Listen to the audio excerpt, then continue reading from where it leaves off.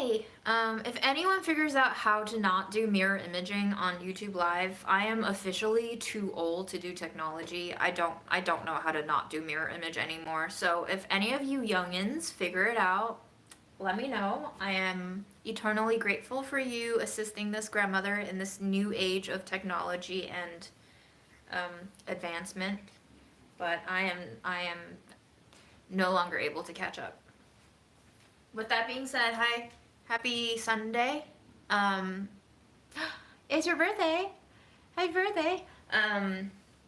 Yeah, I mentioned yesterday I've been waiting to do a lasagna. It's been on my mind all week, and I wasn't feeling the greatest yesterday. My mood is a bit better today. Memo for one ate something this morning, so it's always just nice to see him eating. And I just met up with my dad. He came to visit me, and so I had a nice chunk of my early afternoon just chatting with him.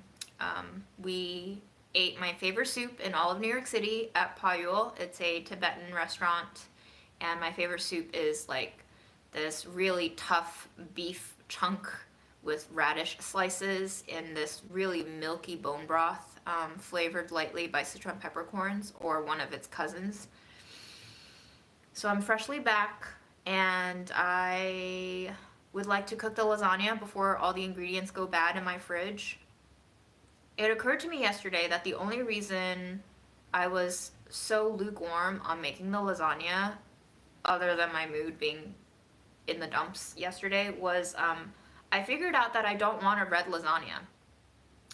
Every time I thought about lasagna, I thought about a red sauce, a tomato sauce in there. And I was trying to make the flavors work in my mind, and it just wasn't working with a red sauce. So it occurred to me that I can make a white lasagna, so I don't have to use the red sauce.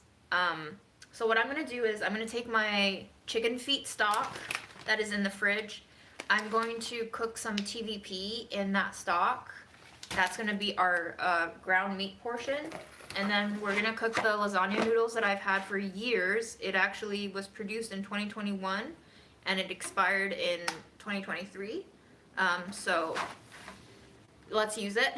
I believe the last time I cooked with this, I made something for someone that I was seeing from Hinge. That was the first foreboding situationship. That was more of a foreshadow than I could have ever foreseen of what would happen from Hinge. But it's time. It's time to use up the noodles, and I have this farmer's cheese.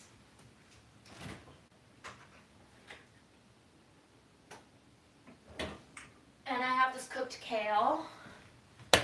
So $2.99, sell by farmer's cheese. And I have my stock. Very, very gelatinous stock. It's going to be absolutely luscious. And we're just going to spice things up. It's really chilly in New York City today. I was walking outside with 2 pants on, 3 layers, and freezing. So today is a good day to turn on the oven. And I also got some parsnips from the farmer's market, so we can roast the parsnips as well. Since you know me, I can't just cook one thing when I turn on the oven. So let me move all the plastic stuff off my stove before I melt everything. And we can begin.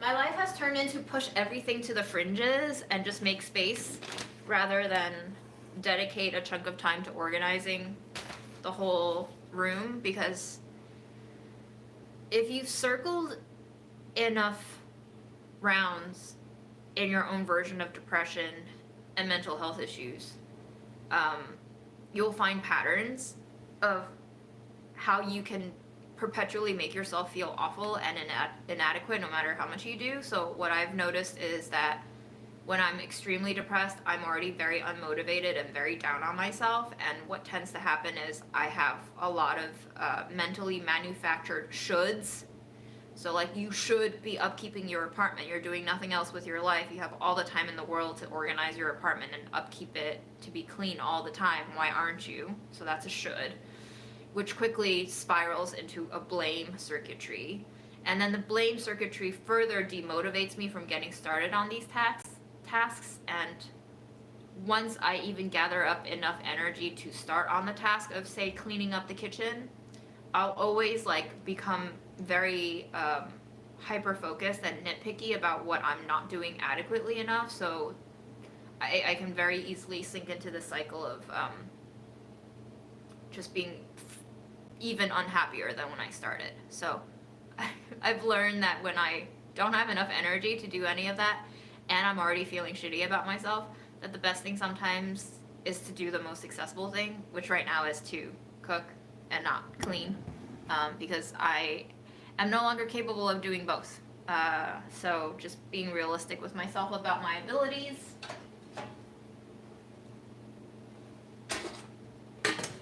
Self-knowledge, very valuable.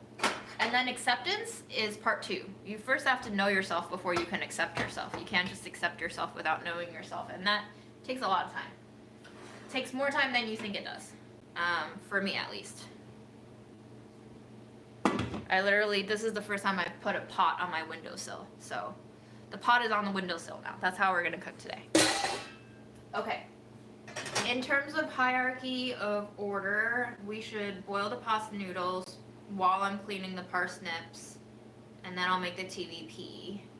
So I'll boil the noodles first, then I can reserve some pasta water, then I can, while that's boiling away, I can prep the parsnips. That sounds good to me. You are currently on this side of the kitchen. I know everything's disorienting because everything is backwards, because everything is a mirror image, and that's because I can't figure out how to fix it, so you'll just have to be really confused. I'm sorry. It's okay though. Confusion is temporary. You'll get used to it.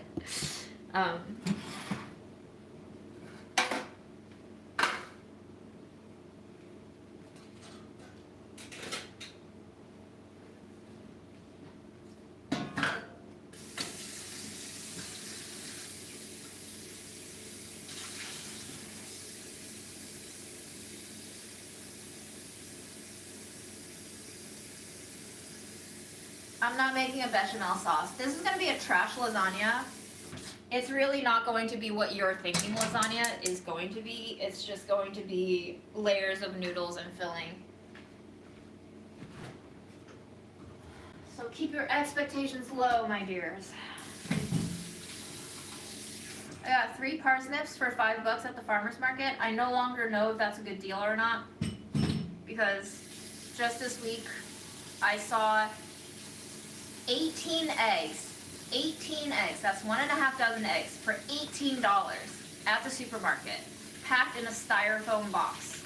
That is the saddest kind of chicken egg for the highest amount of price I've ever seen. That's $1 per egg. It's wild.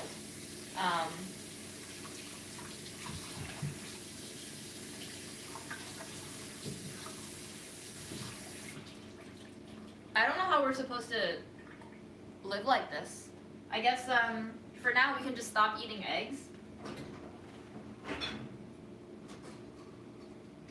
But if we continue on this path,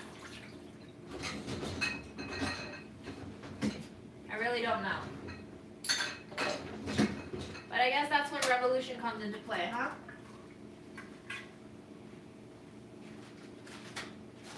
Sooner or later, we will all be fed up with not being fed. And then there will be blood.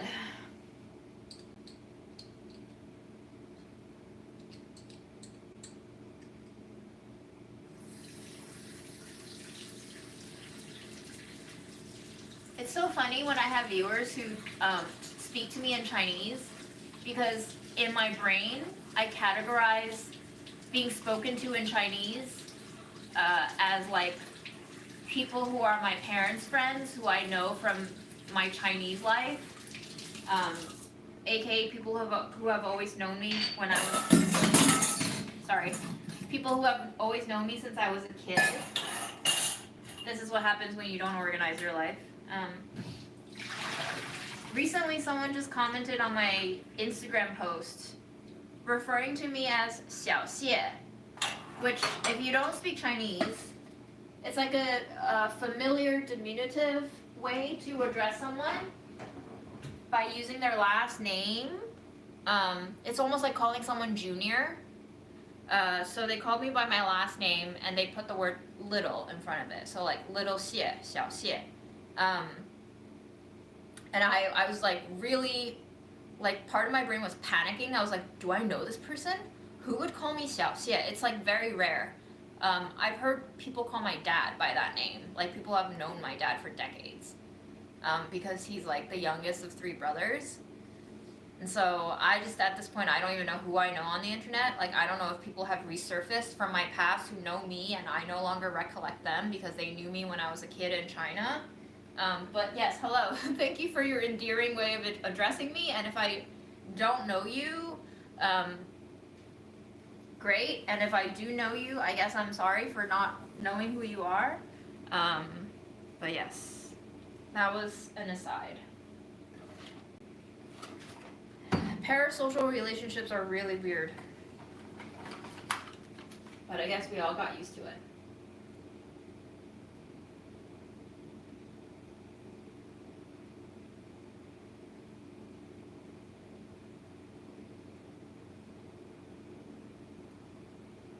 Okay, go to settings, do practice mode, then bottom right 3 dots will have a mirror mode. Go to settings? I have to do that when I'm outside of the live, right? Because I feel like I've clicked around last time. That's not it. That fixes the chat. No, I'll have to figure this out sometime. I need to Google it, truly. I'm turning into like my mother, basically. I'm turning 36 this year and I'm turning into my mother. Soon I will forget all of my passwords and I'm going to be asking internet strangers what my password is. Oh god. But yes, this is my life. We are all getting old and we will all have to get used to getting old. So.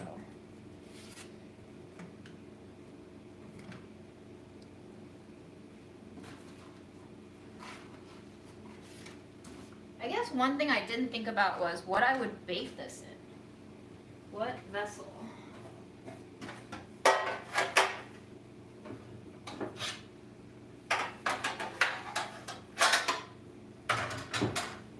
I know that baking in aluminum isn't the greatest, but I feel like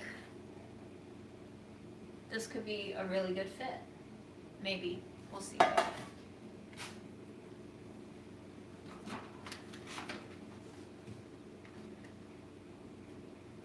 I'm gonna do 7 layers. I don't know why I chose 7. Maybe I should do 8. Let's do 8. I still have enough to do another batch of lasagna.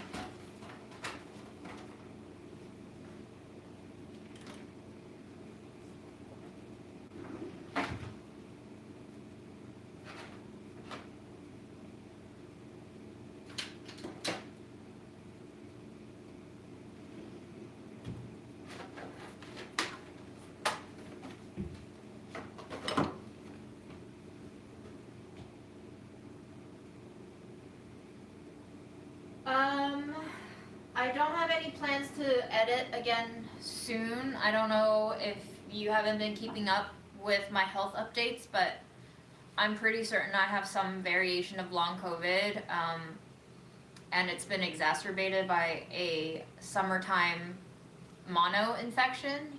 And during that mono infection, I felt like I was dying. And that episode of mono combined with long COVID weakness made my childhood autoimmune kidney disease flare. So I had like, my liver was struggling, my kidney was struggling, and my mental capability is really, really not good these days. I have like increasing ADHD-like symptoms. So I'm just trying to stay alive and take it easy. I also don't know if you've seen that my grandmother passed away at the beginning of January. So I think there's going to be a lot of latent grief from my mom's passing 3 years ago to now my grandmother passing, who I've been caring for the past 3 years since my mom passed. And my cat Memo is also struggling with health. So I have a lot of personal shit going on. I don't have any interest in editing food content and shooting food content right now because of what we've witnessed going down in Palestine. I know a lot of you are just like, you can't take on the weight of the world on your shoulders. It's not really me doing that. It's actually affecting how I look at the world. To understand the politics and the systematic sort of degradation that drives our industries is making me lose appetite for much of different types of consumption in life, not just in terms of spending and buying, but also in terms of creating and making. And so I think there's a lot of like mental chaos that I'm trying to organize for myself first, so that I can get to a stable place where I sort my priorities and fully acknowledge the kind of I don't even know how to put it, but I think it's just a never-ending storm that we've been riding through collectively on various levels of difficulty in the past 5 years, ever since COVID set in and kind of rumbled around our routine. I think a lot of people were eager to go back to normal, and so that's why we're at where we're at with being able to access information and yet rejecting what we're seeing in order to protect ourselves. And I don't really feel like rejecting reality serves me the way it serves other people. And it's difficult socially and professionally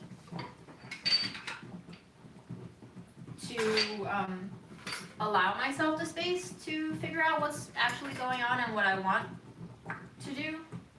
But I'm gonna just give that to myself, because I think after seeing my mom pass away so suddenly and unexpectedly, I've had to do a lot of personal reorientation about what I value. So I hope one day I can find the appetite and the desire to make edited content. But for now, these lives are all that I can manage comfortably without deceiving myself and deluding myself.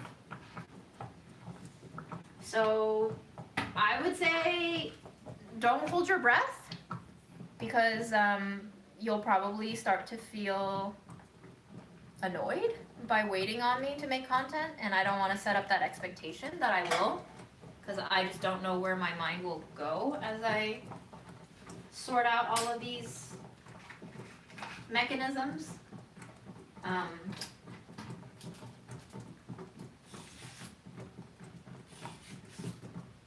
I think there's a societal sort of FOMO where people have this fear of taking breaks, because it's true, we do get punished, right? Like if you get laid off or fired, or you quit a job and then you have a blank range of date on your resume, like people feel insecure and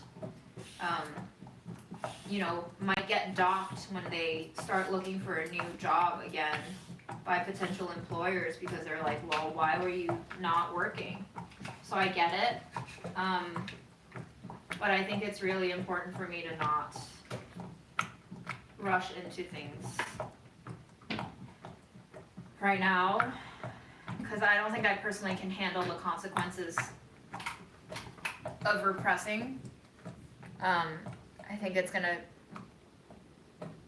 bite me later if I repress too much right now. Repression works for different people. It just doesn't work the same way for me. So, figure out what works for you. That was a very long answer.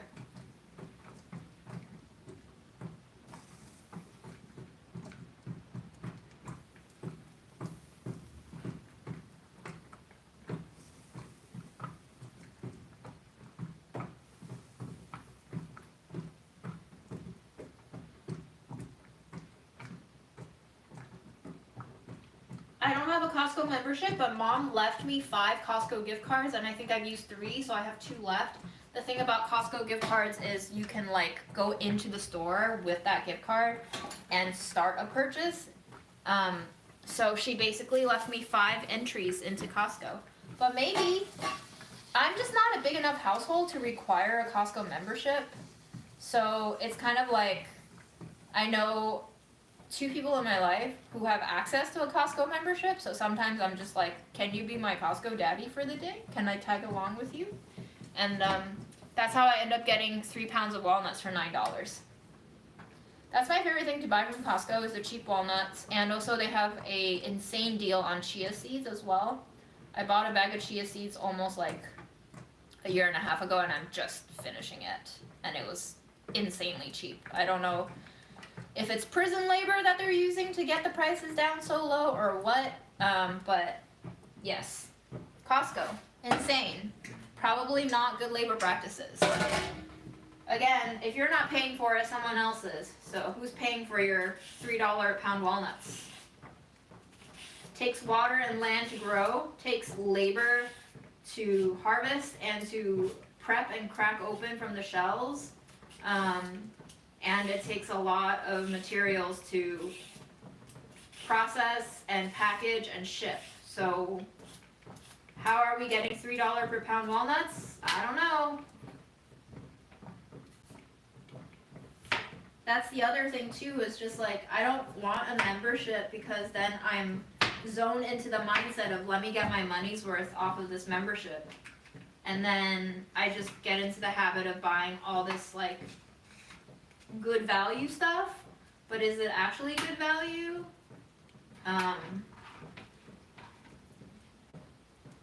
Questions that I can afford to think about now, because I don't think I used to be in a place in life where I wanted to think about these things, but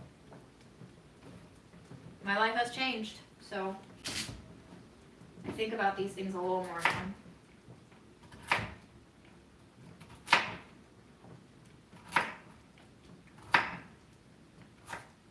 The other reason why I feel less and less inclined to make edited content is also because of how we've seen these tech companies show their true colors in the last year.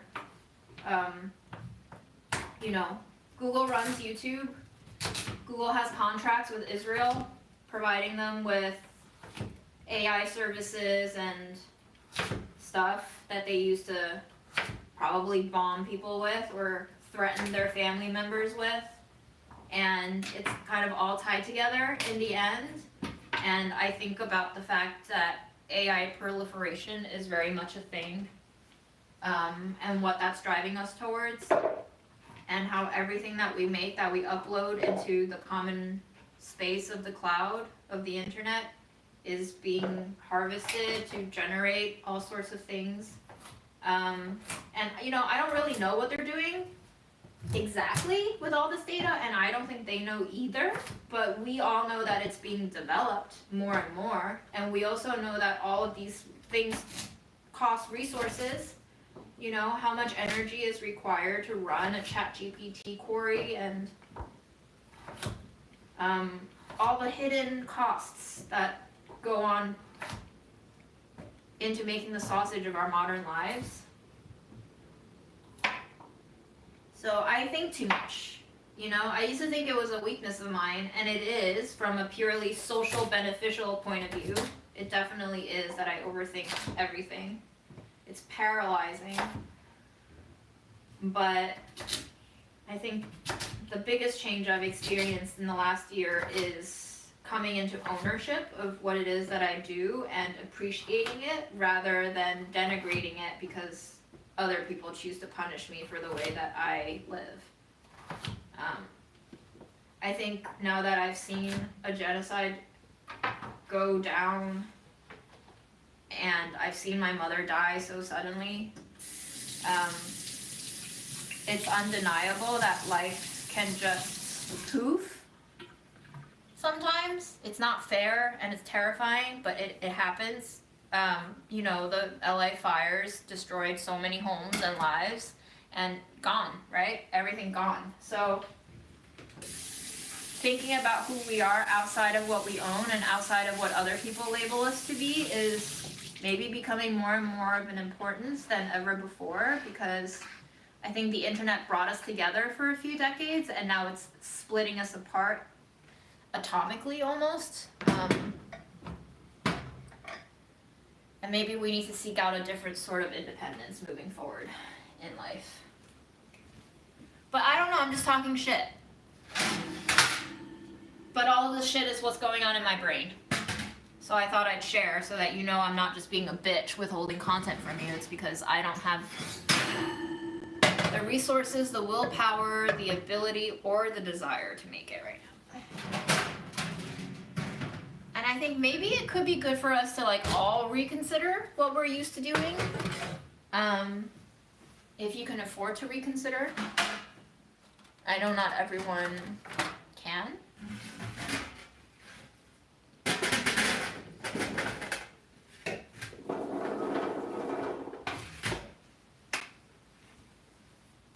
Oil.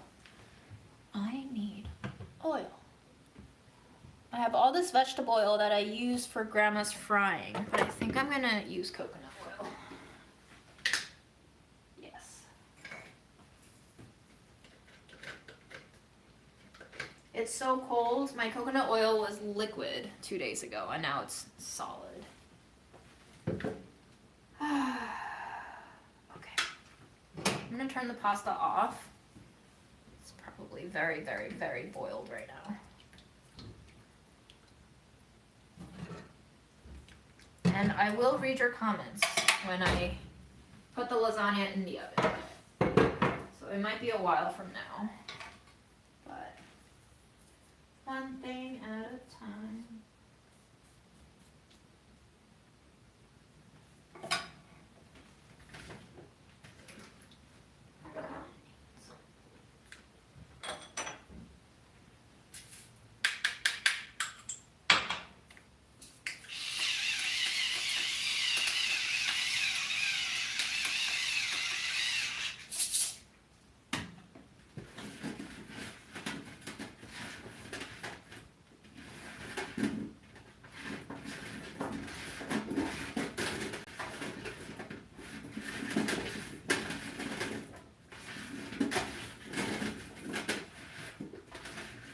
I think I mentioned this on the last live, that I realized that I've like been learning too much almost, kind of at capacity for intaking new stimuli and input, and I'm kind of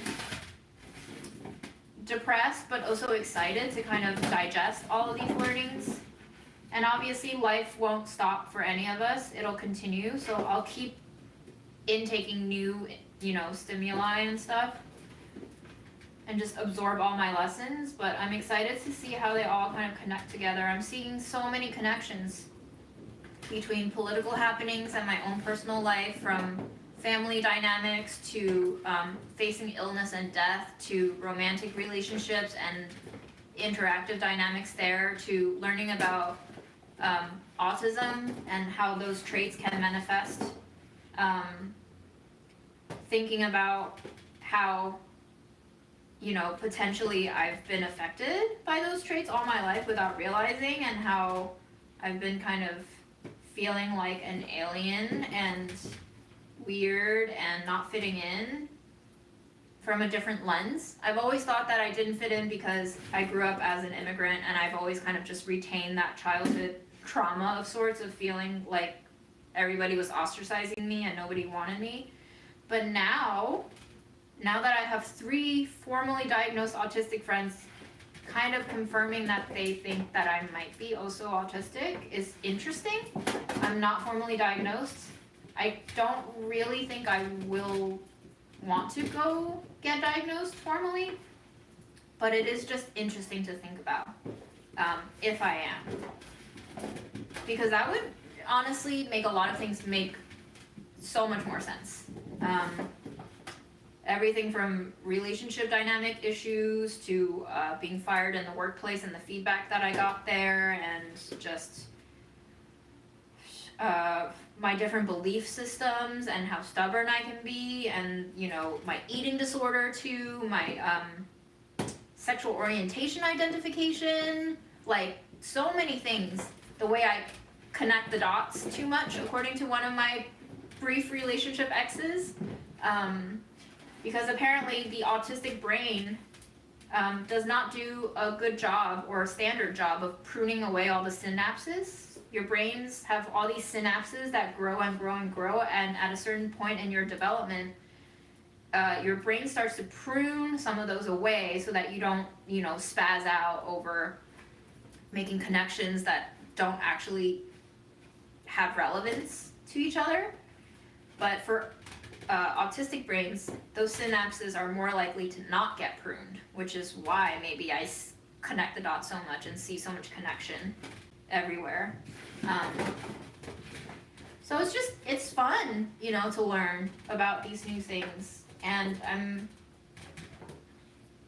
trying to give space for that curiosity to blossom rather than blame myself for not being able to adhere to normal operations.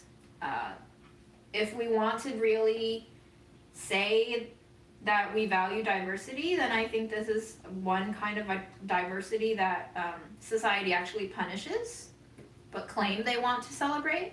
So why not just be a part of the population that actually celebrates something rather than punish people for it?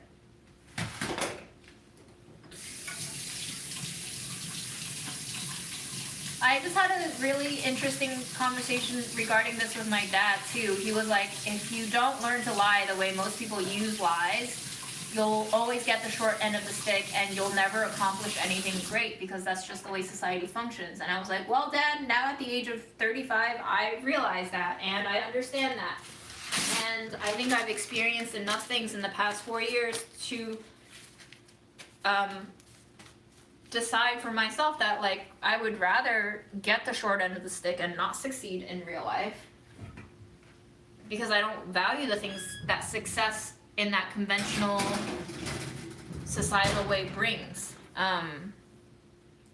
Doesn't really seem like a good deal to me to win at those things if it means doing all the sort of repression and delusion and deception.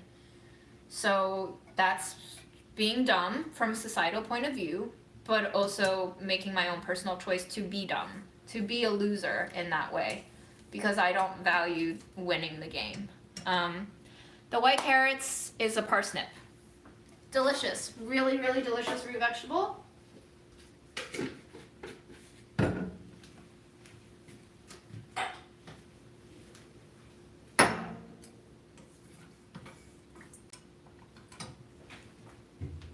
I didn't think this through, did I? No, I didn't think this through.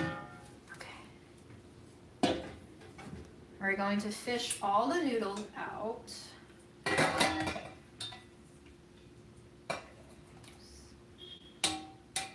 Reserve some of the liquid.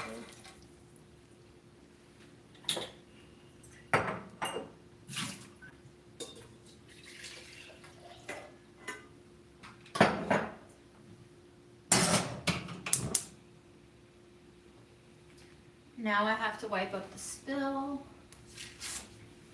that I just made on the floor.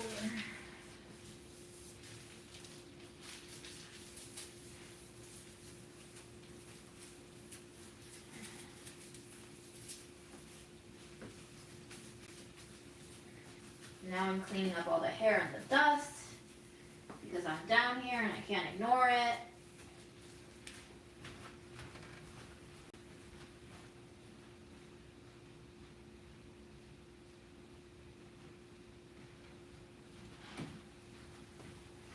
Now I'm gonna wash my hands.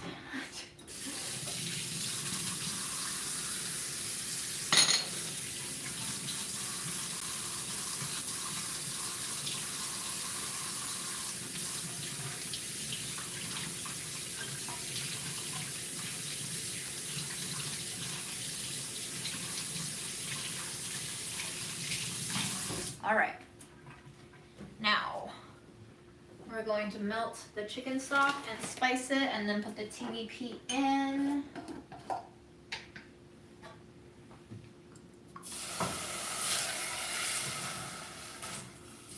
It's so jelly-like. Insanely jelly-like. That is the kind of stock that you want. That is where all that collagen is.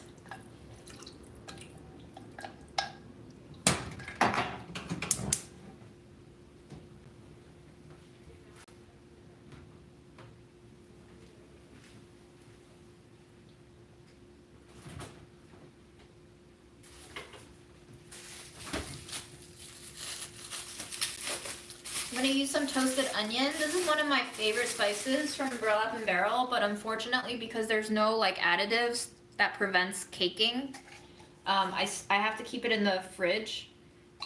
Otherwise it clumps into a rock. It's one of our most common products for customer dissatisfaction because of how easily it clumps up with humidity. But the flavor is worth it. Trade-offs. If you don't want additives in your food, you're gonna have to deal with a little more inconvenience than you're used to. But I think it still beats peeling an onion and browning it.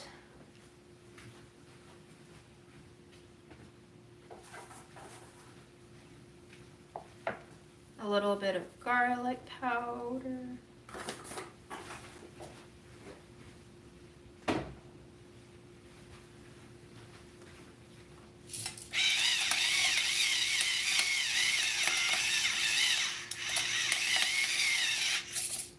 Black pepper, white pepper.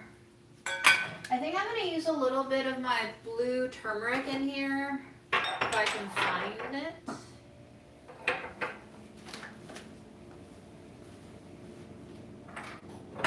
So disorganized. I do not recommend this life.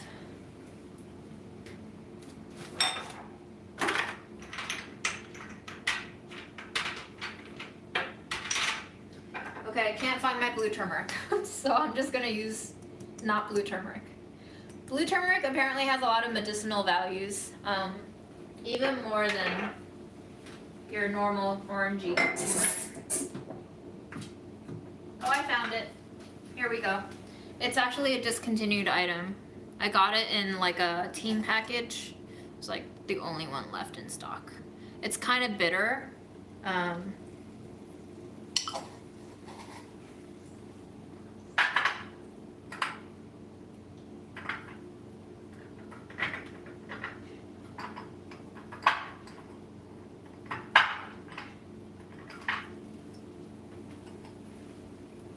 Some cumin.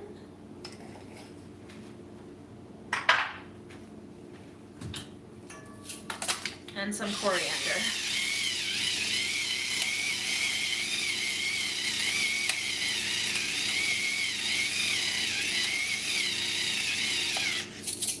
And I think maybe a little bit of paprika.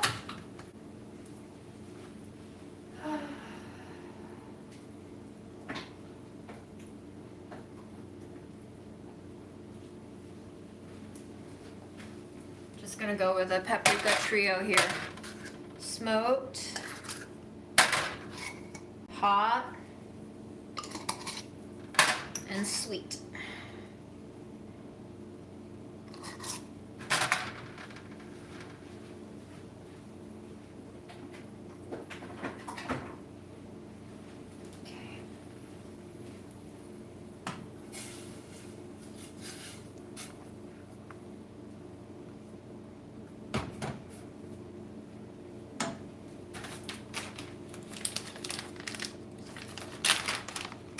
TVP, if you haven't used it before, is textured vegetable protein. This one is defatted soy flour. It's usually a byproduct of making soybean oil. So they extract all the oil out of the bean and then you're just left with basically the pure protein.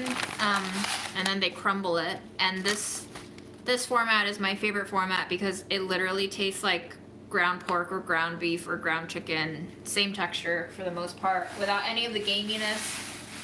So you just get to flavor it however you'd like.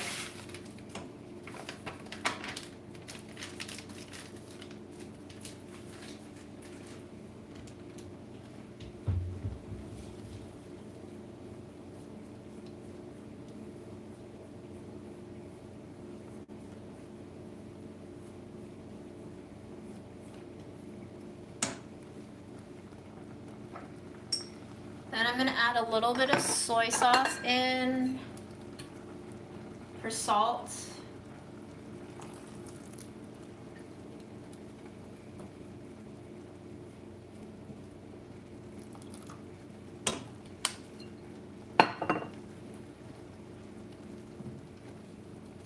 I don't know how any of this is gonna taste, so we'll see together.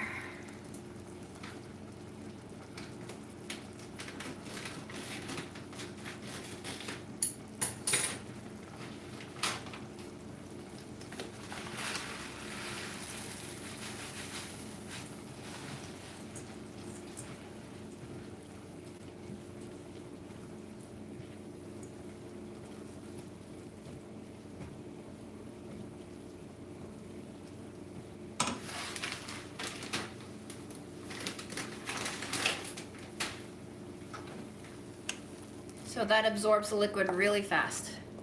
I'm gonna turn the heat off, we'll let it cool. I'm gonna taste it for seasoning. And then we got the meat, we got the noodles, we got the veggie, and we got the cheese. So I guess we'll season the cheese.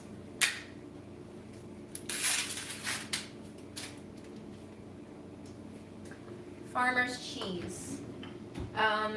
On the back, they call this the blended cousin of cottage cheese. And it's really just like a very, very fine texture. Memo actually liked eating this for a little while there. I would wrap his pill up in this.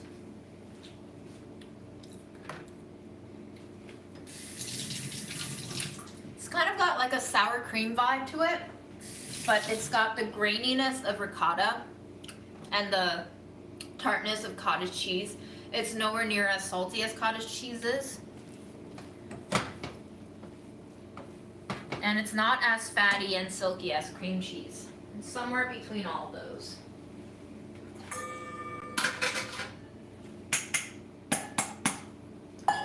So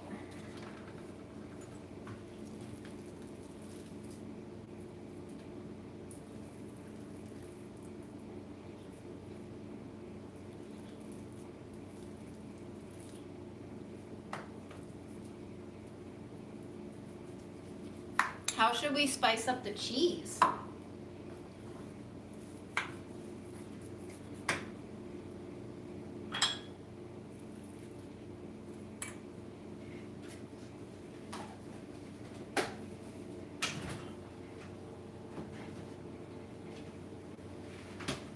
I'm thinking maybe just like pure black and white pepper.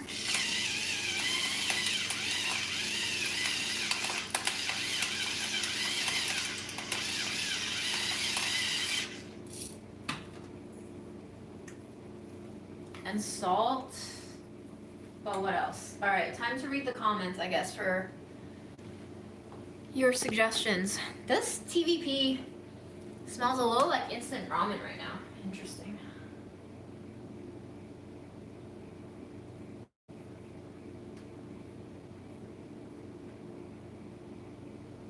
You've never heard of any of these ingredients? Very interesting. Okay, I'm rolling all the way up. Give me 5 minutes to read through all your comments.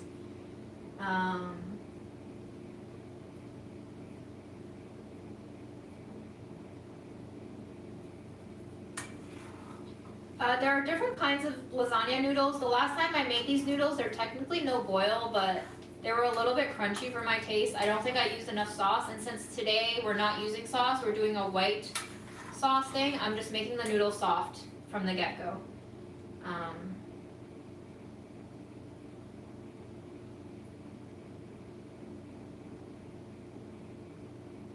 Thank you, dear Juan, for all of your very heartwarming messages of appreciation.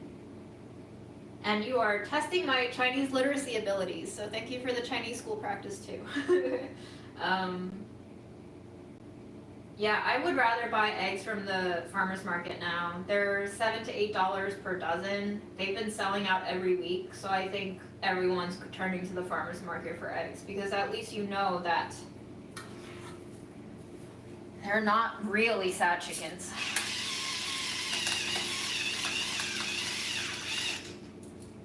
Oh, you know what I will add? We're gonna add some nutritional yeast. I bought like a whole pound bag.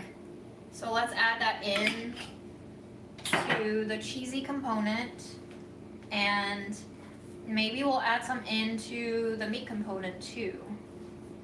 It adds some savoriness and some cheesy funk. It's also a vegan product, so lots of vegan products flying around, but this lasagna is definitely not vegan.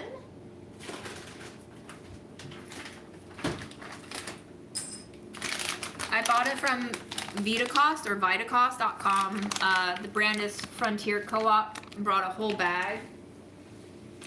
It has B vitamins, which is apparently good for energy and people struggling with long COVID, which is part of why I started incorporating it into my diet. But I've really started to like the taste of it as well. So I just buy a bag and I put it in a jar and I top almost everything I eat with a little bit of this. It's also a great source of protein, especially if you're following a vegan diet.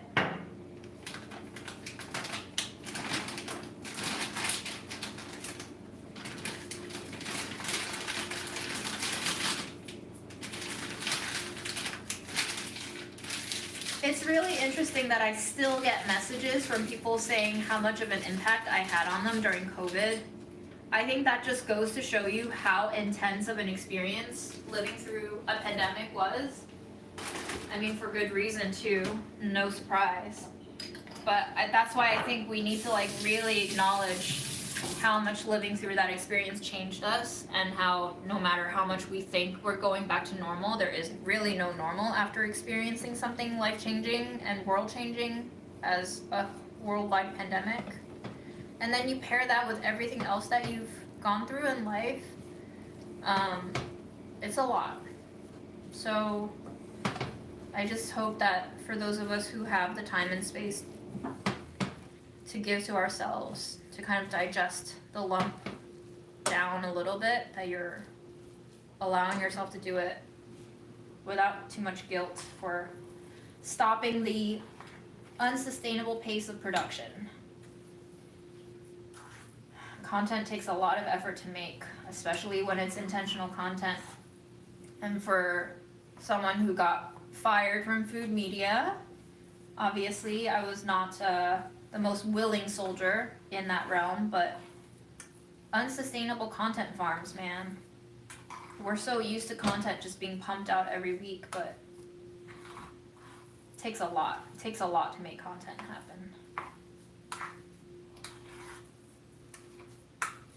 And the corporations are incentivized to make content happen fast because that means they can generate more ad money. Not just YouTube revenue ad money, but ad money from advertisers who take out ads on their social websites,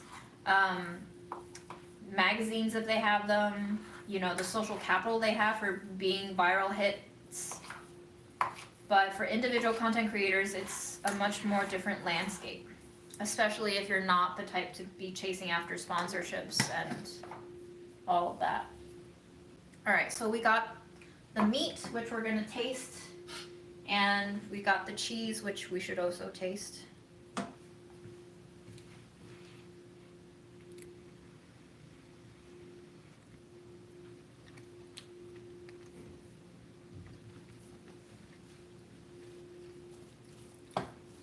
Smoked paprika is the front note for that.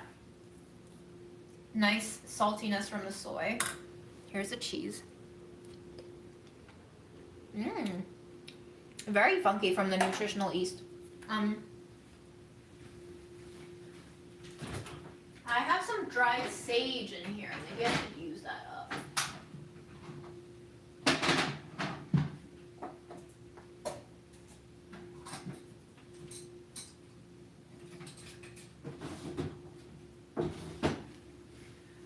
And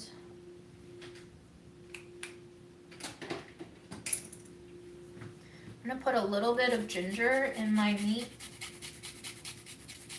for both spice and health.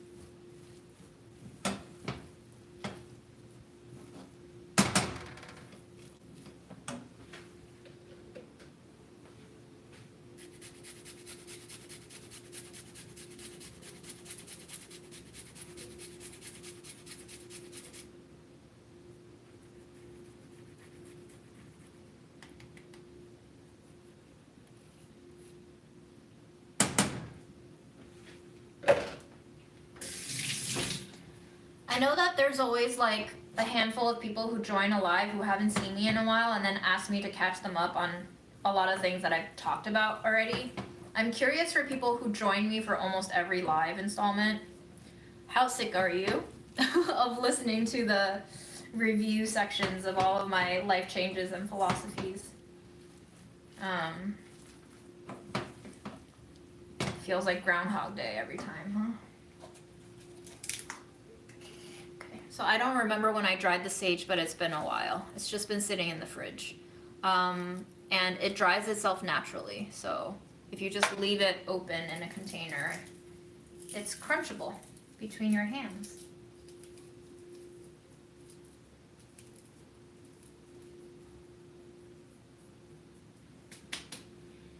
And then your hands smell like sage and you have crumbled sage.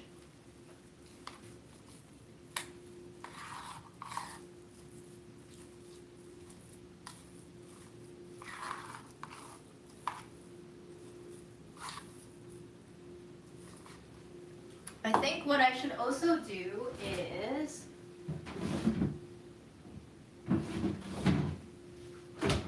zest a lemon.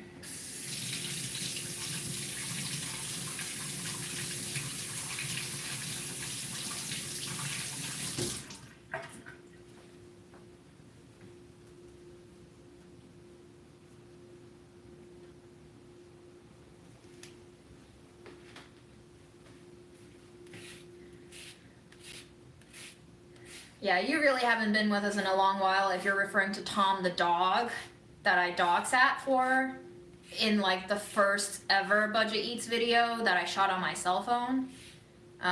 Yeah, Tom the dog. Haven't seen him since that year. He eventually went back to his owner. And the reunion was very sweet. My first cat that I adopted was Aaron. Is named Fred, and Fred lives with Aaron, and he's doing great. And the cat that I have now is named Memo. I adopted him last June, right before I got sick with mono. And a week after Grandma passed away, I took Memo to the vet because he wasn't eating well for a whole week. And we ran some blood tests, and we found out that his liver is really not doing well. So we don't know how Memo's gonna hold up.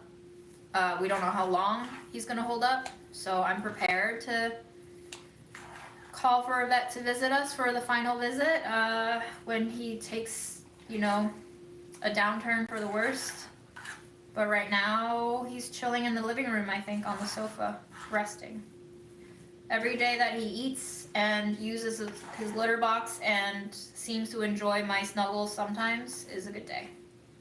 All right, now we have this kale that is cooked. I think we should spice it. Let me ruminate a little bit.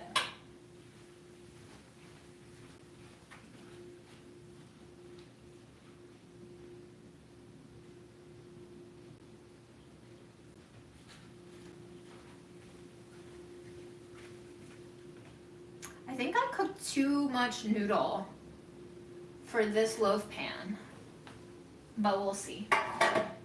Okay.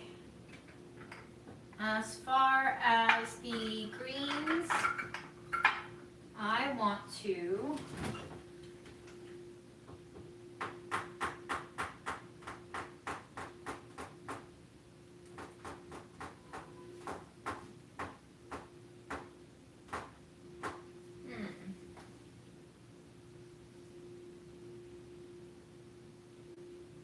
Ooh.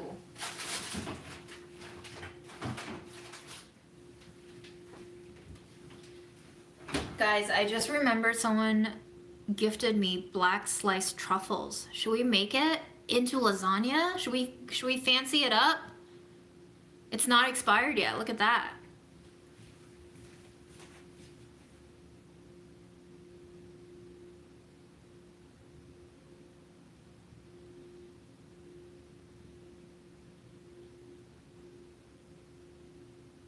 Bilateral songs. I have no idea what that means. I will Google it later. Never heard that phrase before, bilateral songs.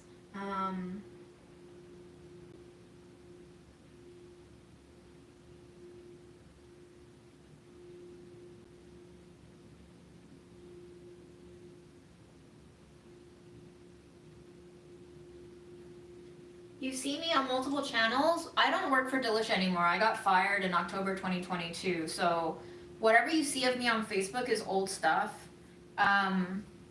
I'm here on YouTube. If you're looking for video content, this is the only place that I still make video content myself. You know, with AI, who knows what Delish and Hearst will do with all of our likenesses and images. It belongs to them. So I'm also on Instagram, but I'm not as active on Instagram anymore. I deleted the app off my phone twice this month because my screen addiction was getting so bad, because I'm mostly housebound and honestly really lonely and depressed and going through it with so much death in my life. So I was kind of glued to the screen to chat up my friends on Instagram and also like look at my explore page, and I just found myself sinking 8+ hours a day, I'm not even joking, on my phone screen. And so I'm trying to like wean myself off of that addiction. And that's it. That's the only places that I can recall I'm having a presence on the internet. Not really anywhere else.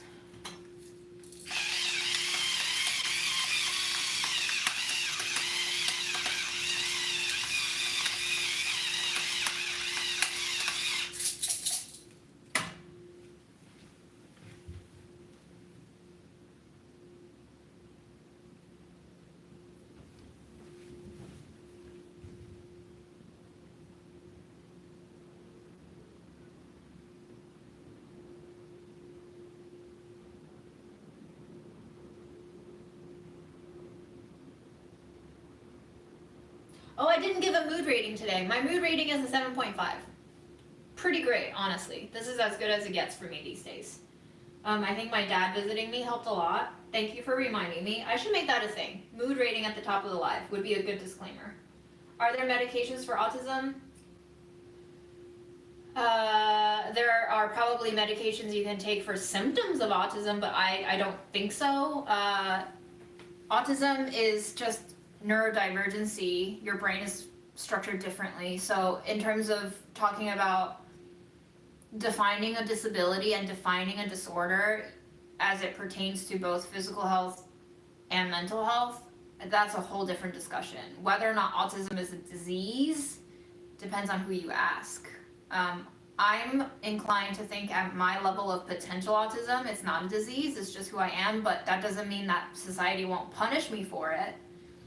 It's still called a disorder because society decides that anything that strays from the standard is a disorder. Anything that interrupts your productivity as a unit for capitalism is a disorder. It makes sense, right?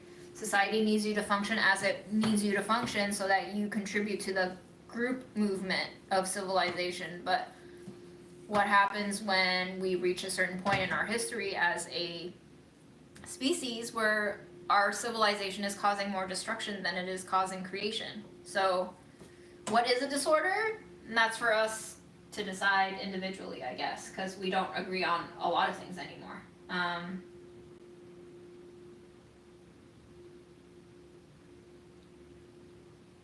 One of the reasons why I stopped seeing my therapist for a whole year is because I brought up to him the potentiality that I might be autistic and or have OCD, which there's a lot of like layering and what is the word?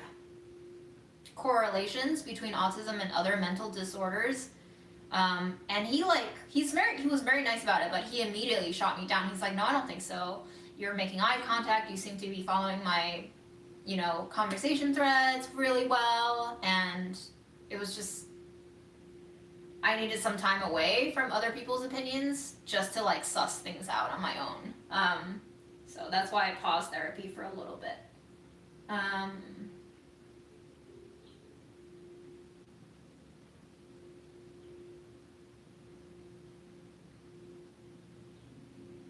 So if I do get diagnosed with autism, And because it is seen as a disorder and a disability, societally speaking, I could reap certain benefits that are given to folks with disability. That would be like the only substantial gain for me to get diagnosed formally, other than, you know, convincing other people that I do indeed have autism and I'm not just saying it. But I don't actually give a shit about those people because I don't care if they believe me or not, and if they have to only accept my reality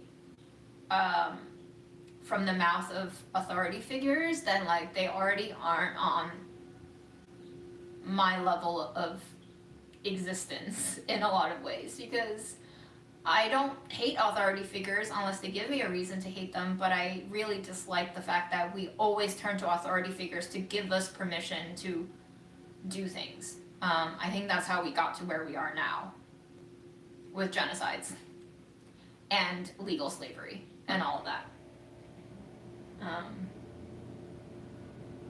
Sorry, let me not get distracted. Let me finish this. I was looking at the comments to figure out what you guys said about truffles, but I think we're just gonna do truffles. Because if we don't, then it's gonna expire, and then we're gonna come back in a year and be like, oh, we gotta use it. If I can get it open.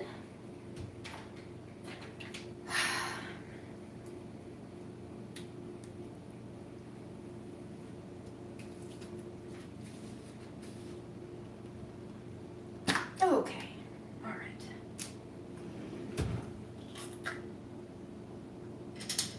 Ooh, should we taste one?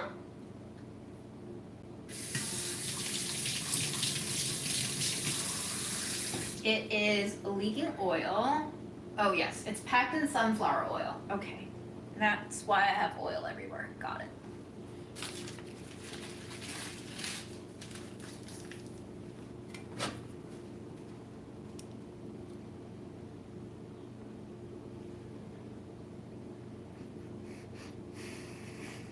Nostrils are flaring for full impact.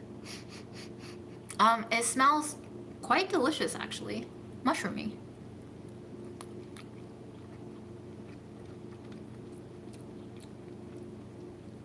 It tastes like a truffle that's been pickled, which I guess is what it is. The ingredients are black truffle 80%, sunflower oil, salt, pepper, sugar, black truffle aroma, acidity regulator, which is citric acid. Once opened, keep in fridge covered with oil and use within 20 days. Holy shit, guys. I don't know if I can eat this much truffle on 20 days, but we'll try. Yeah, let me just mix it in here with my kale. And we're gonna take all the oil with it.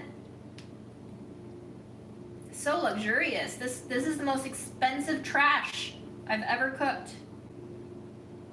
And since this is probably gonna be 4 meals, let me just use 4 servings of truffles, and since we have to use it within 3 weeks, might as well luxurious ourselves to death. All right, I think that's enough. That's a lot of truffles. I feel so rich.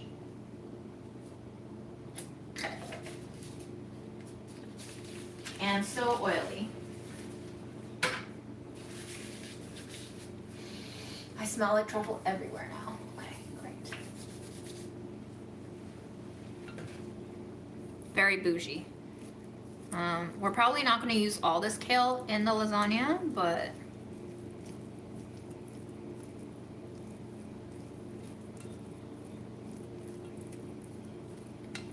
alrighty. So let's start layering, shall we?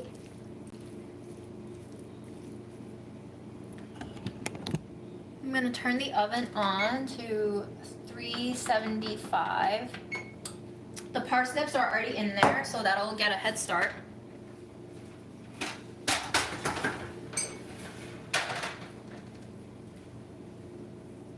Oh, you know what? We could cook the lasagna in here. That's fun.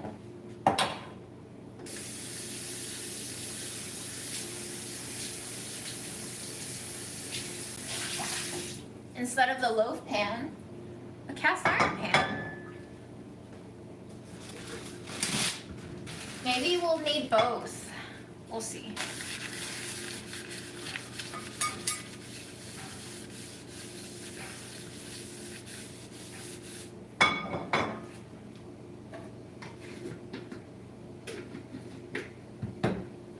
Okay, so the first thing that goes down is usually oil and a little bit of sauce.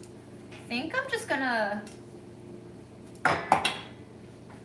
let's use some of our truffle oil here on the bottom.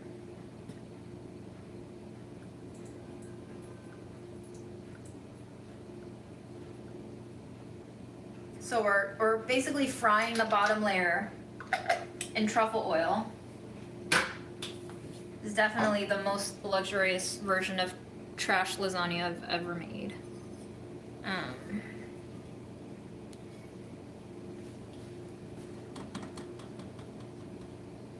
Gonna take one noodle and we're just gonna smear that oil around.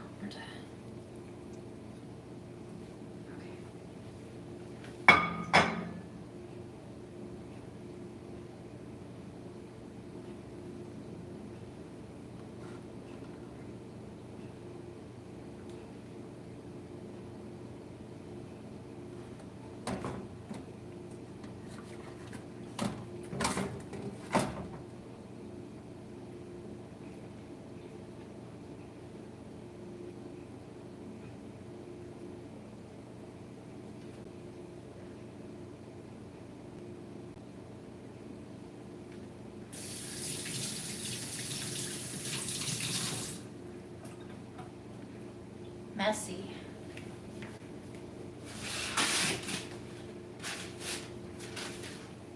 I'm just really glad I'm getting this lasagna out of my system because I was never gonna forgive myself if I didn't do it.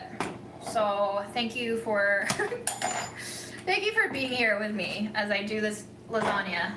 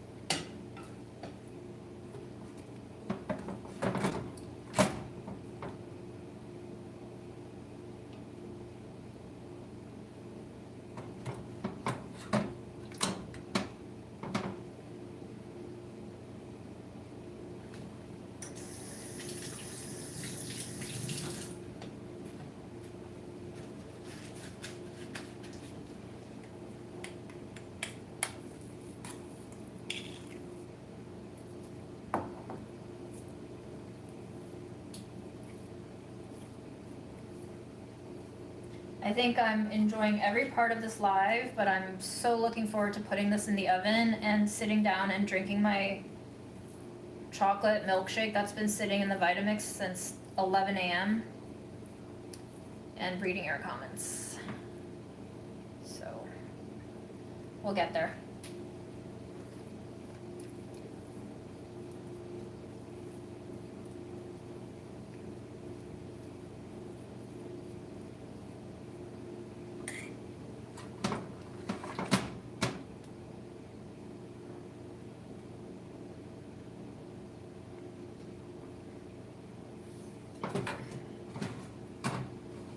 I'd like to cut you in half. Will you break? Oh, nice. Nice.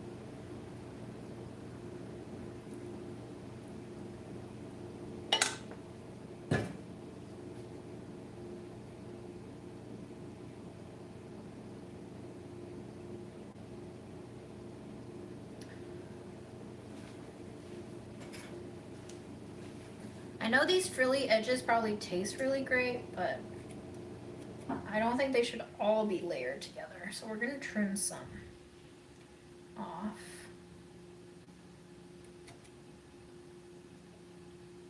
Make a collage layer. Don't forget, it's trash lasagna, y'all.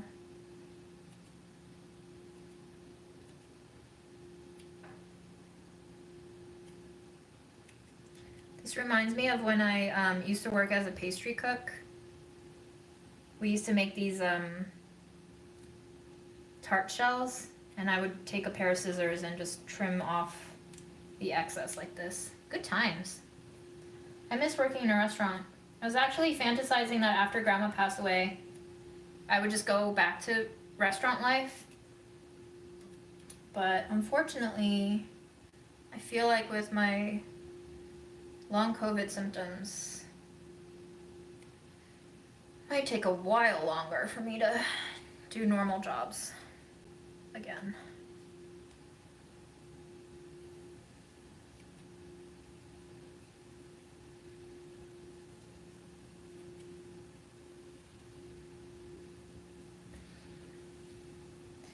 That's kind of cool.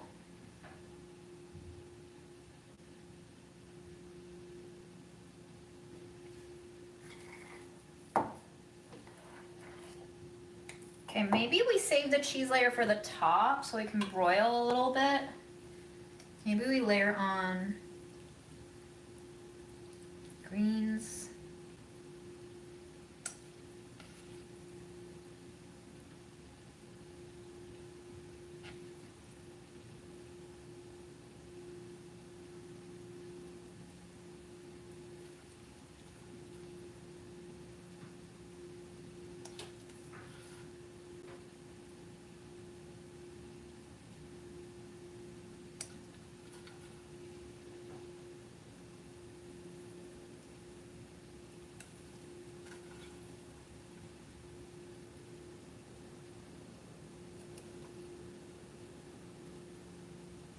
I like how all of you are sharing how Budget Eats changed your life. I think Budget Eats changed my life too. I think it was the first time that I felt like I was contributing to the space of food media rather than just trying to catch up while having intense imposter syndrome. I think the reception to Budget Eats, how everyone really loved it as an audience member, made me see that there are different ways to do things, that you'll just never know what people want, and doing the thing that everyone else is doing doesn't always pan out as a success as much as just doing your own thing. So that's something that I think I was really grateful to learn, is sometimes maybe just do you. Something's also burning. I'm not sure what. But I'm gonna open up the oven and check.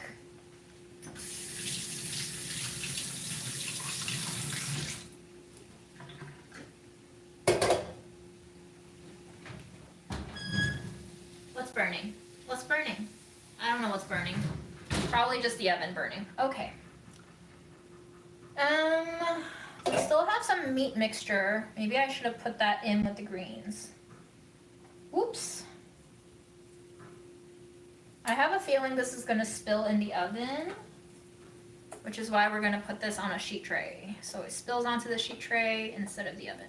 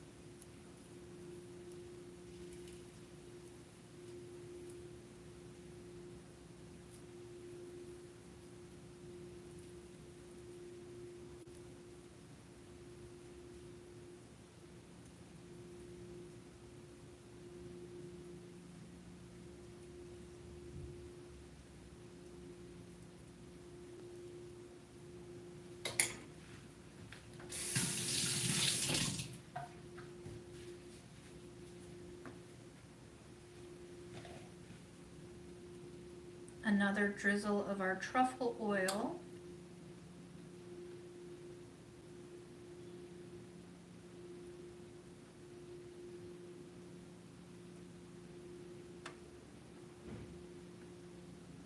Especially on the outer fringes where the naked pasta live, so that they can fry up a little bit. All right, great.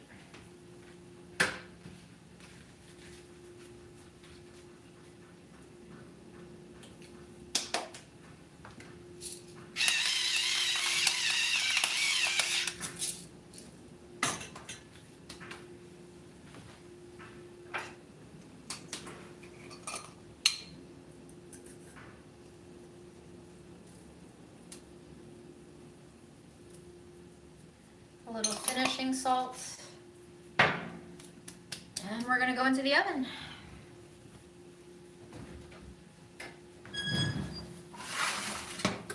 Say goodbye.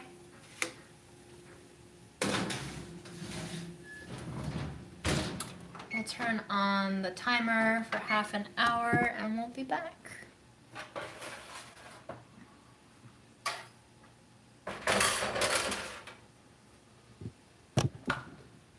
Plug you back in. Okay. There it is. And here we are.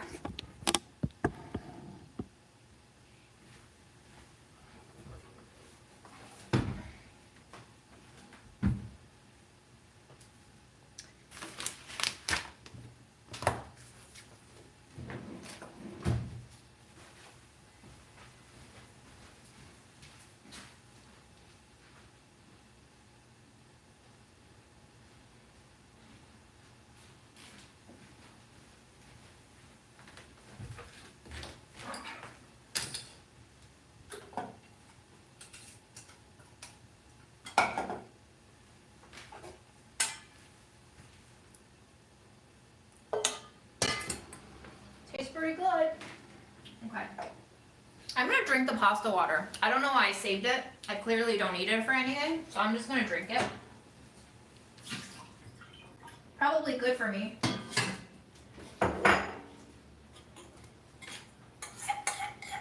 I'm going to scrape my cheese bowl and make myself a little bite to preview what the flavors of this lasagna is gonna be. Okay, so we got a little sliver of cheese. We have the meat that I unfortunately mostly ate. The TVP.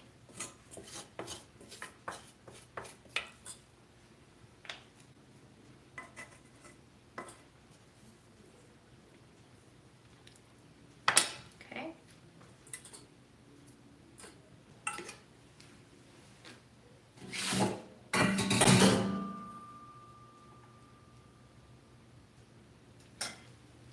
Okay, and then a slice of truffled kale.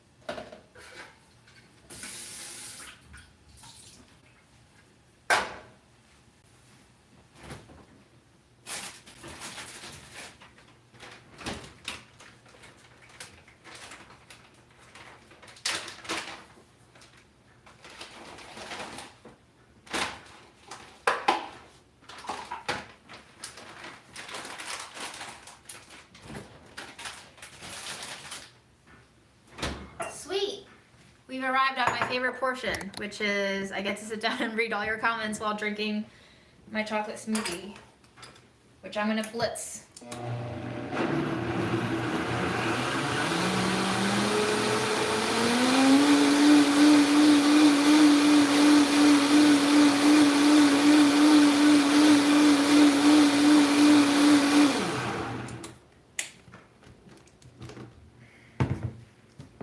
This smoothie has bananas and cocoa powder and carob syrup and spices, oats, and cashew. Cheers.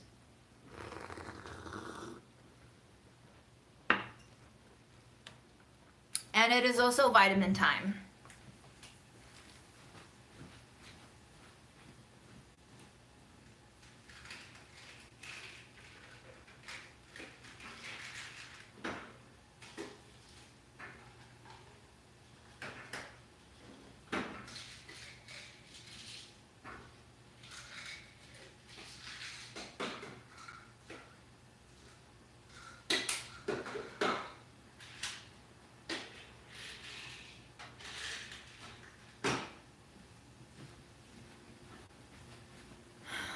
Okay, you got yours, I got mine. We're gonna chug on 3. 1, 2.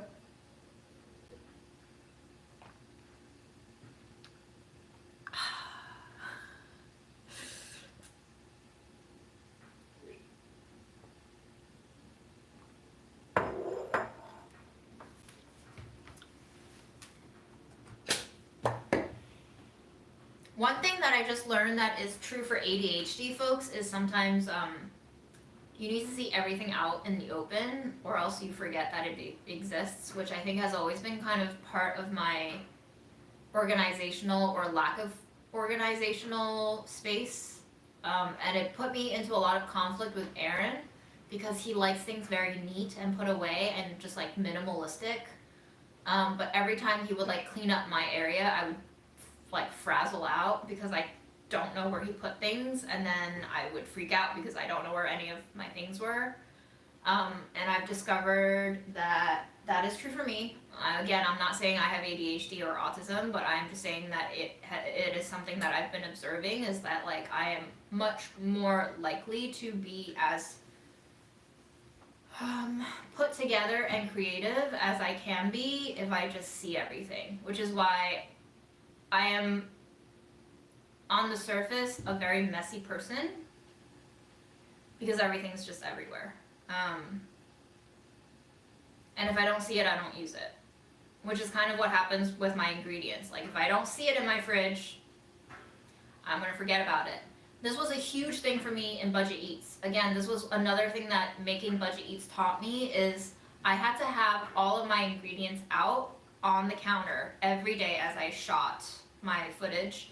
And at the end of every day when I started brainstorming for the next day's recipes, so to speak, is if I didn't see it visually, I wouldn't even have an idea of what I had to work with. It wasn't enough for me to see it on paper, like 2 carrots, half a bag of rice, a third of a bag of lentils. I had to just see the objects in front of me to start creating ideas of what I would cook.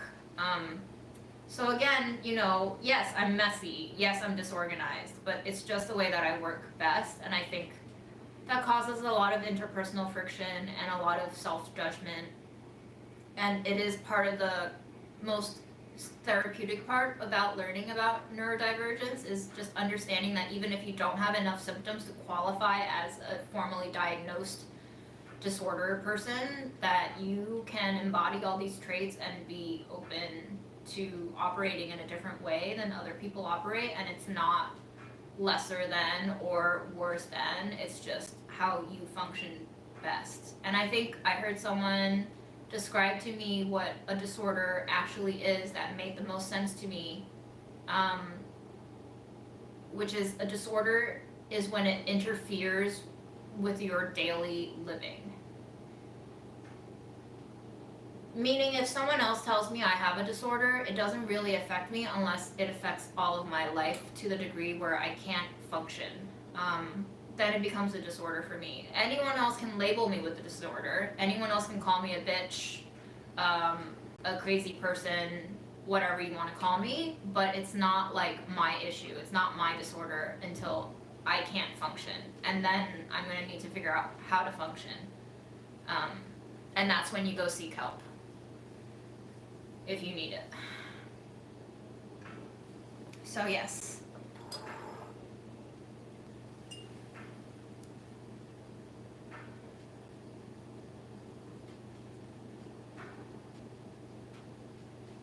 And I went on that tangent because Lupo Griff commented probably half an hour ago.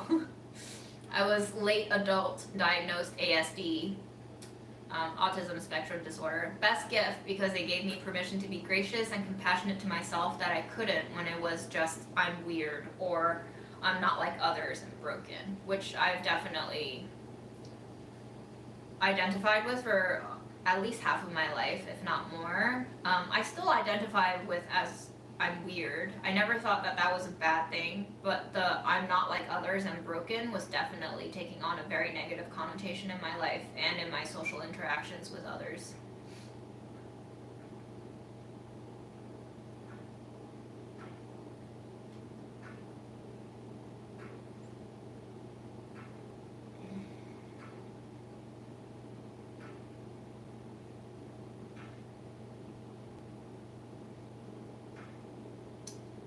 Yeah, it must be really hard to run your own business. Because I think the thing about autistic people is they have like areas of focus that they particularly excel in, and it's really hard to concentrate on areas that you have no interest in. So to be a business owner and to run all areas of that business yourself is overwhelming. It's part of why I realized I couldn't stay in the restaurant industry is because I didn't want to be a chef or a restaurant owner. I didn't see a path forward there. I didn't want all that responsibility of running everything. And being in restaurant kitchens for 5 years alerted me to just how much there was to manage on the business side of things. It's a lot.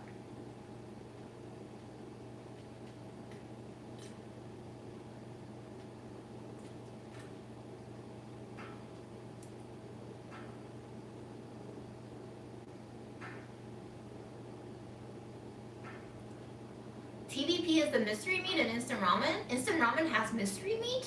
What kind of instant ramen, what kind of bougie instant ramen are you eating that has meat in it? I have never had meat included in my instant ramen. That's fun. Do other people's cats come check on you when they wake up from a nap? Aww, Felix. TVP and taco seasoning. Oh, that would have made a great lasagna. Although I feel like taco seasoning might be a better red sauce lasagna, but that sounds great. Thank you for that tip. TVP, as you saw, takes a very short amount of time. It just takes 5 to 8 minutes in boiling water. Meaning you don't even have to boil it for 5 to 8 minutes, you just have to soak it in boiling water for 5 to 8 minutes to hydrate. And obviously if you want to, eliminate potential foodborne illnesses, you might want to bring it up to a boil and let it cook for a little bit longer just to get rid of whatever bacteria might be latent in there, but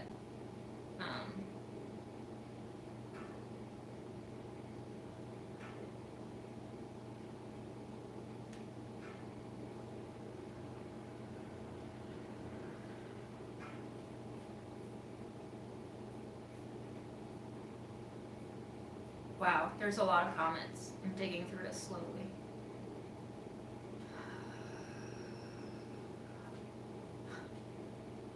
My eyeballs are kind of rolling out of my brain right now.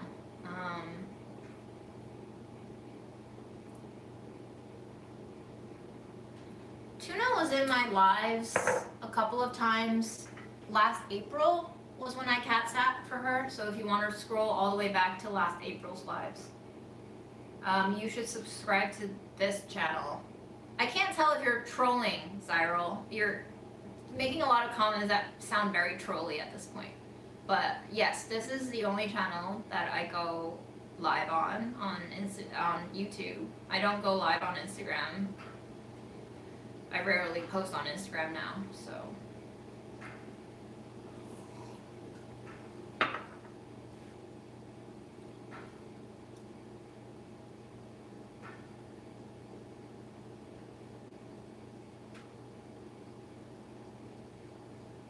Hey Ram! Look at us being alive.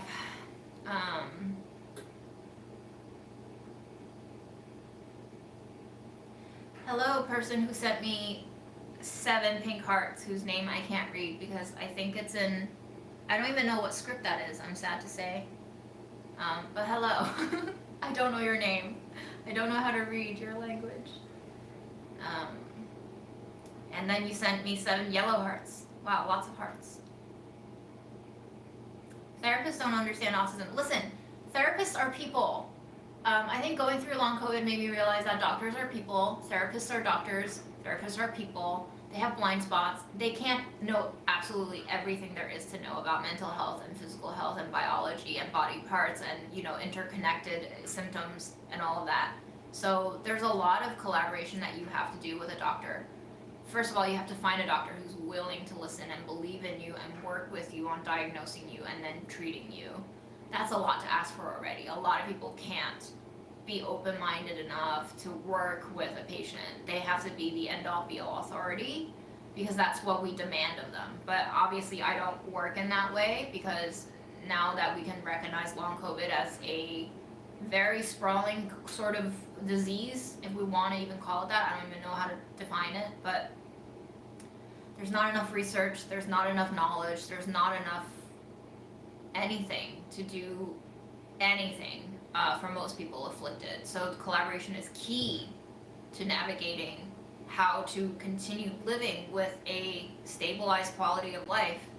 And until we learn to work together, we're just going to keep having genocides on all fronts. There's like environmental genocide, there's human-made, weapon-driven, industry-driven genocide.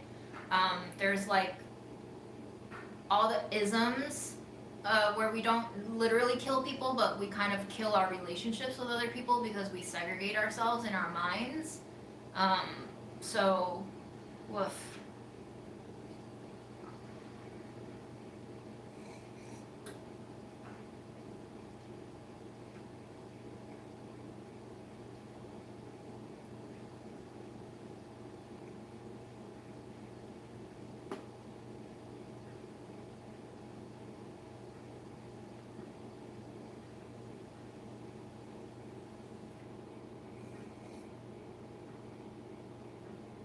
Amy, are you telling me to freeze the truffles? Potentially, I might. Or I should just eat them all, you know? Because if I freeze them, they're just going to live in my freezer forever. Now I can eat truffles for the next 3 weeks. I can put it in my dumpling soup. I can put it in stir-fried rice, even though I don't have rice. So maybe I could go buy some rice. Or I can make it into my bulgur wheat salad. I can chop some up into my tuna fish leftovers that... Thanks to Memo, I have endless cans of tuna fish because Memo refuses to eat leftovers and he will only take 2 bites out of every can. So,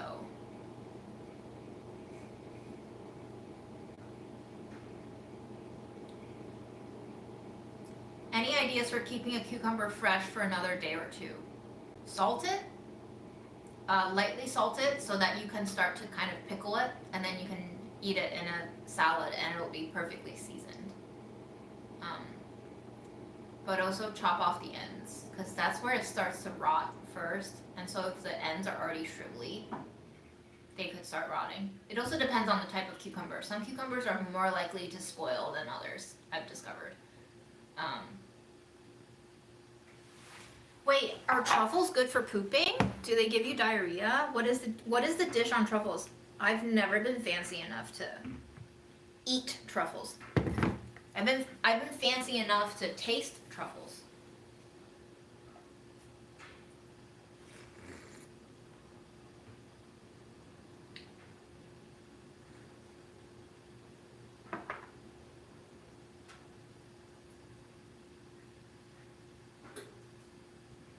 I do use soap to wash my cast iron sometimes. Not all the time. But when it gets gunky, you know.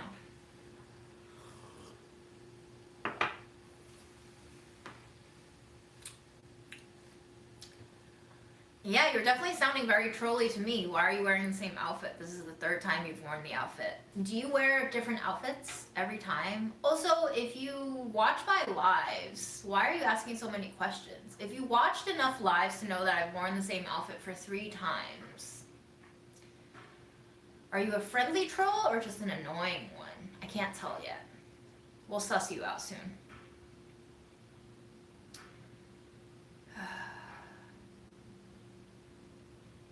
If you have autism, what are your sensory issues? I've always hated noise, like motor noise, like car revving, motorcycle revving. I think ever since I was a kid, my mom told me I used to run around the room and I would find my ducky slippers, which were like plushies, and I would hug them and then hide in a corner under the bed or something. And this was in Japan when I was like 3.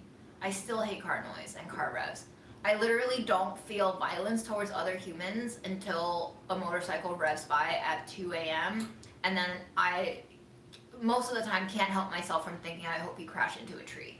That's how much I hate the noise. I think when I was a kid, I hated really fatty tasting things. I hated the way the oil slicked across my lips. And I'm really hateful of spandex in jeans. I hate the way they fit. I hate the way they stretch. I hate the way that like everything flexes except for the tummy, and then you feel your tummy roll flesh like muffin top over the tightness, but then everywhere else is accommodating. I don't get it.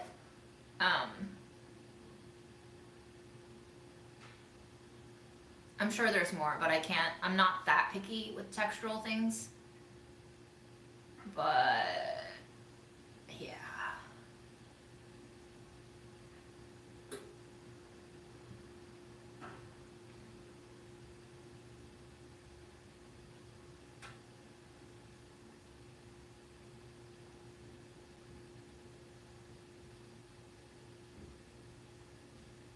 Like waistbands are my enemy. If the waistband sits too low beneath my belly button and I can feel the flesh fold over it when I sit down, I hate that feeling.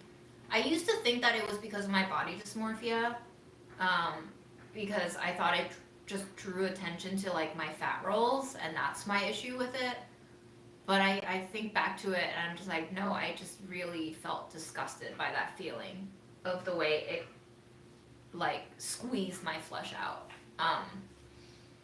So where the waistband sits on pants or skirts is really important for me. I think I'm happiest when it's a high-waisted thing. So then it's like hitting right beneath my ribs, but right above my belly button.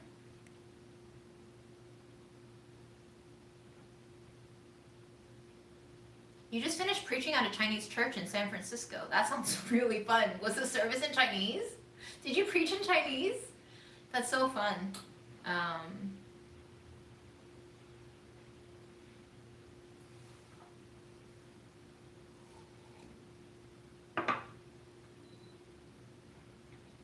What was my favorite job?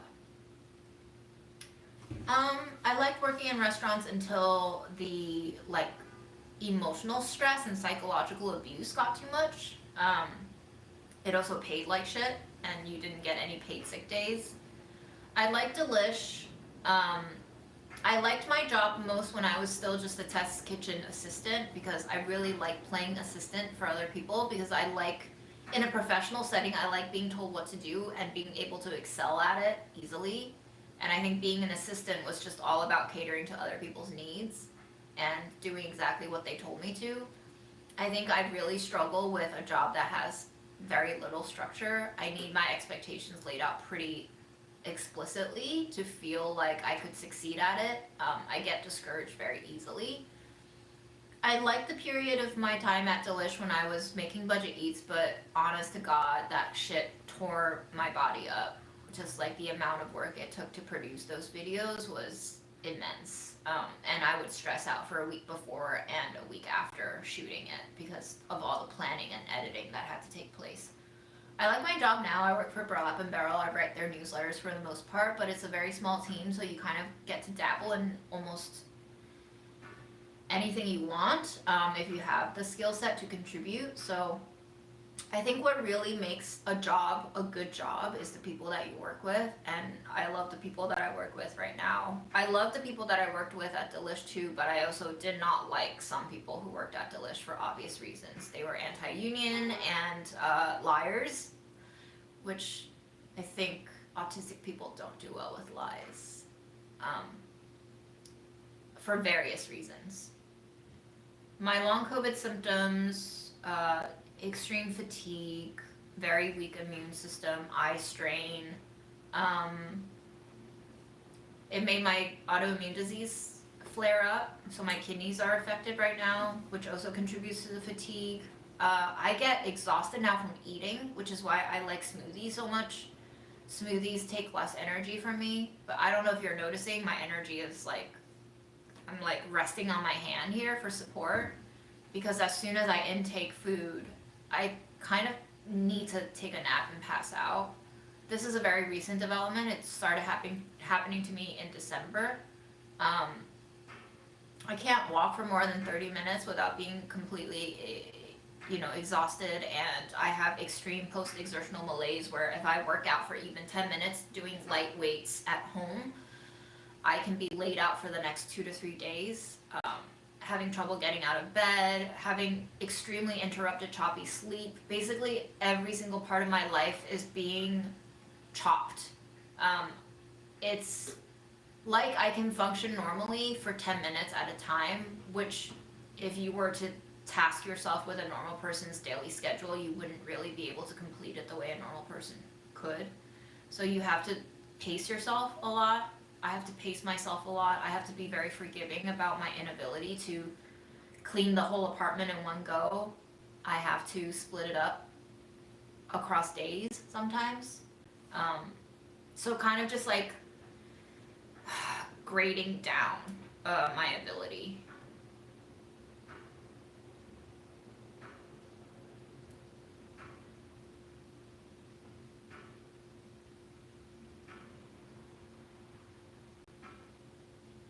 My mood is highly dependent on my environment, which is why I'm saying, like, yes, I've always been kind of depressive as a person, but it's not like an internal chemical imbalance for the most part. I'm not saying I'm completely mentally healthy. If it were not for the world around us, I think we're all kind of internal and external creatures, but like, for example, today's mood, highly, highly perked up by the fact that Memo ate.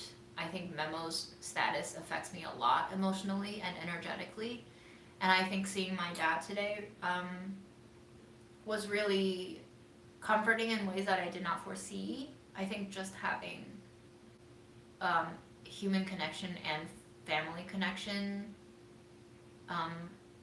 helps consciously and subconsciously a lot of the times. So yeah, mood goes up and down, energy level swivels like this too, up and down. My cat is in the living room right now. We can go see him soon after I catch up on all these comments.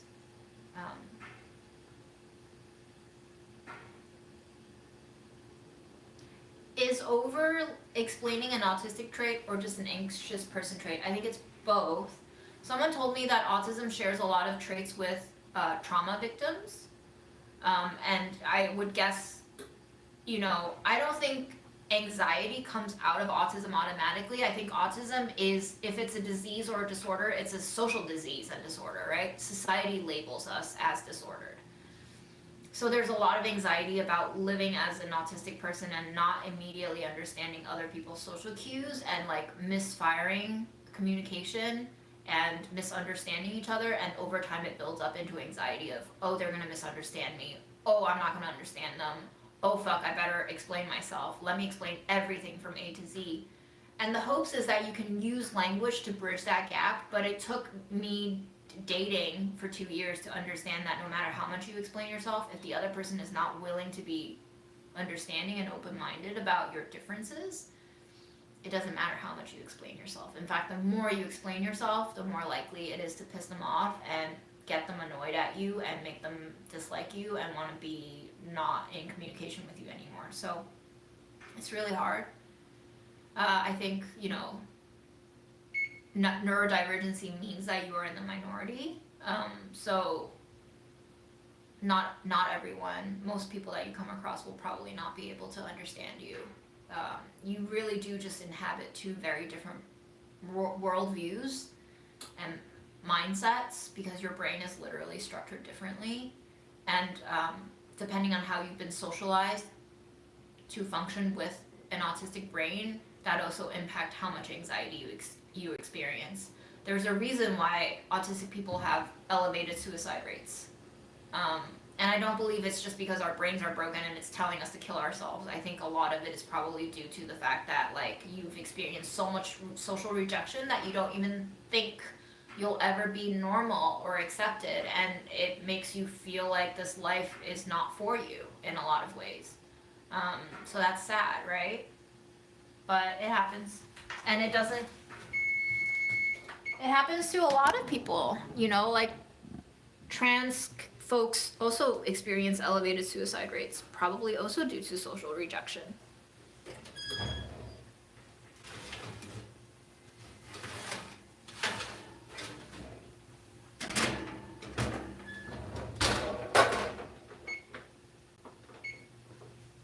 So we're just all in this shithole together.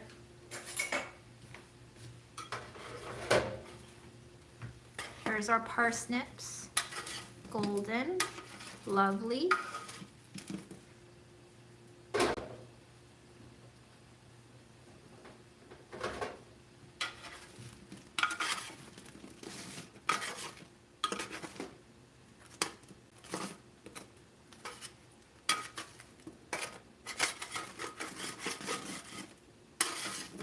Coconut oil was the right move, for sure.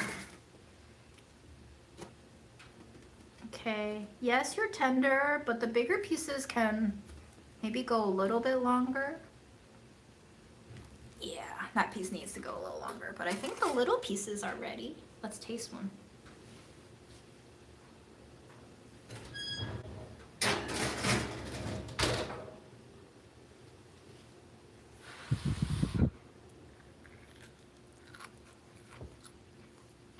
They taste like floral fibrous potatoes.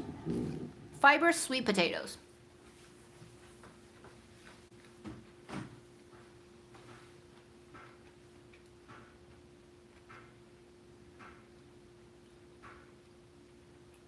Turn to Jesus before it's too late. He loves you. I did turn to Jesus. That's how my parents are convinced that my kidney disease was resolved in childhood because Jesus saved me.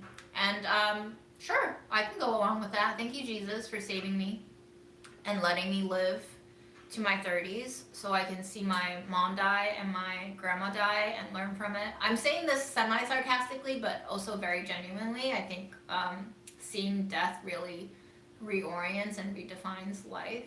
And so I've seen a lot of death, which means I've also seen a lot of life. So yeah. Also, I love Jesus as a figure. Badass, you know? Who else trashes tables in churches and yells at people for selling shit in the house of God? Yeah, get the fuck out of there. Love it.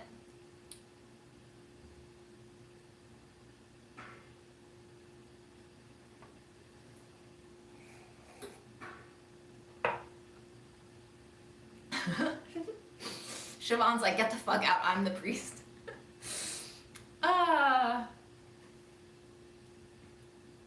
Yeah, don't be stealing people's jobs. We all have roles.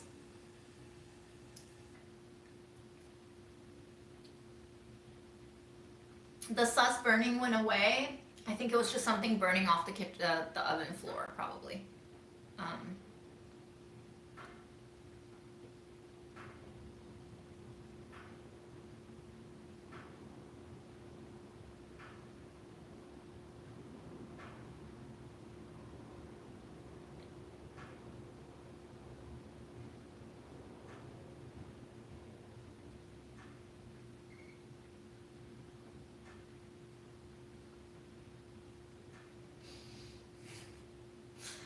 love that you guys are having fun in the comments.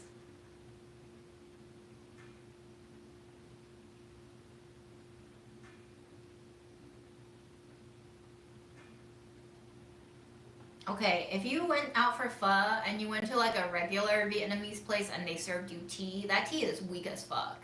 Even looks weak as fuck. So there was definitely no caffeine in the tea that you drink. That tea is basically just water masquerading as tea.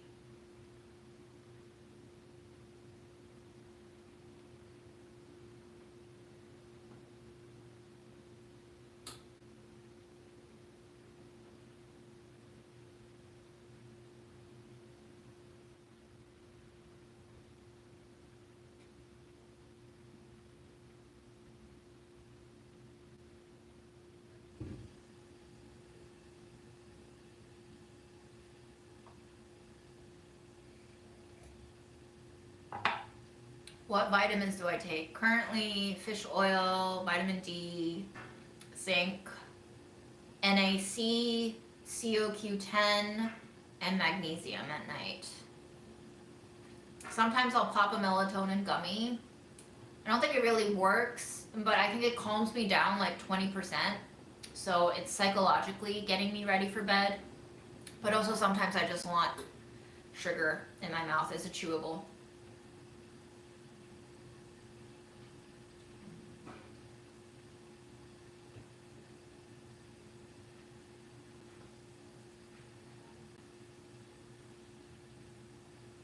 Yeah, see? It's interesting that a lot of doctors and therapists just automatically dismiss you instead of being curious. But I guess our world and the pace that we live in terms of productivity, having so many patients to see, takes our ability to be curious away because we deprioritize curiosity in favor of productivity and capital productivity at that, not creative productivity. So it's hard. I don't blame doctors anymore, but now I just understand that they also have their limits, and if they're not willing to work with me on certain things and remain curious, then I have to go seek out another doctor if my point and my purpose is to find someone who's curious about these conditions. So do you have anxiety or just depression? I probably have both on some level. It's really interesting because I remember like almost pestering my previous therapists, multiple therapists. I was like, do you have a diagnosis for me? Do I have depression? And they were like very reluctant to give me that diagnosis. And eventually, you know, all of them said, you know, to some degree you do have depression and probably anxiety too. But I do wonder if it's just a symptom. You know, maybe I don't have depression as a primary condition, but as a secondary condition because of something else, because of living in this world as an autistic person or living as an immigrant as a child and not having friends and being ostracized and not having language access and developing anxiety because of that and never really feeling safe enough in my current environments to feel like I'm accepted. Who knows? At this point, if we can't diagnose these things properly, then all we can do is really treat the symptoms, and treating the symptoms means different things for everyone. So it just depends on you to figure out what it is that you want to do for yourself to make life easier for yourself. Nothing is one size fits all. Just because it helps someone else with depression doesn't mean that this particular solution will work for you. And there's so much intersectionality with all these disorders and conditions. Who knows?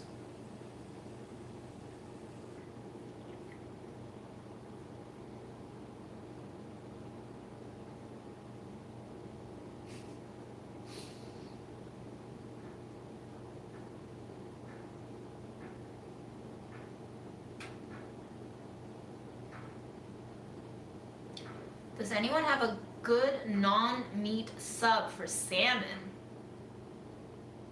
Probably wheat gluten, aka seitan. I'm guessing that texture is the closest to salmon, but the flakiness of salmon, I mean, they do have like vegan fish now. I don't know what they're made out of. I don't love salmon that much to want to seek out fake salmon. Um,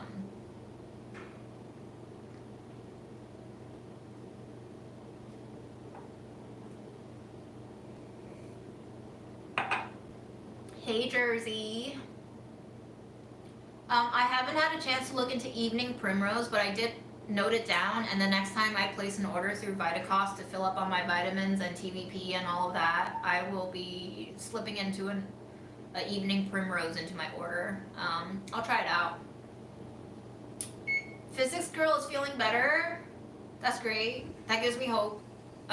You know, it does seem like it's an endurance game of sorts to see whether or not long COVID will leave you be eventually. There are some success stories on Reddit threads that say after 2 or 3 years of living with long COVID, they suddenly got better. I would love to be able to fucking work out again. My body is so soft and there's no muscle left, and I feel weaker than ever because there's no muscle left. It's like a negative cycle of not being able to work out, weakening, feeling less and less energy, and then not being able to work out and weakening and feeling less and less energy. So it's just like, mentally speaking, I'm somehow staying afloat, but physically I'm feeling very sad.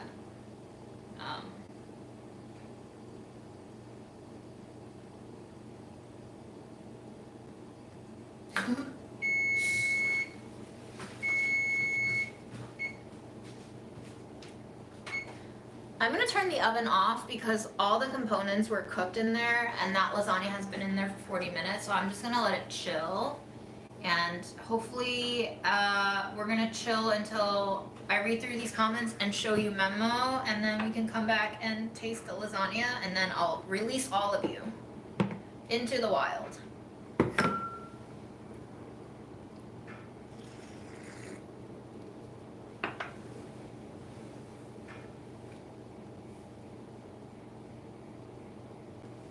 Simran says, how have you been since your mom's passing? A lot has happened since my mom's passing. Last video of you I saw was right after she passed. Don't know why you haven't popped up on my feed since. I guess you weren't following my personal channel. This is my personal channel. I guess you were following Delish. My mom passed away October 2021. I got fired in October 2022. So there's no Delish videos after 2022, and I put some edited videos on my personal channel, but obviously not as big of an audience as the multi-million subscriber view count on Delicious channel. And also I started speaking up about Palestine, and I think that probably got me kind of banned, shadow banned by the algos. I'm not surprised, and I also don't care. So I'm glad you're seeing me now, I guess. Welcome back.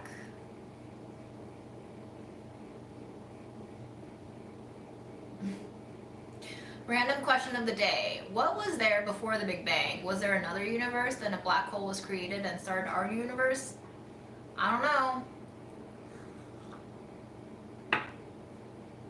Also, the Big Bang Theory is just a theory, right? So we don't actually know if that's true.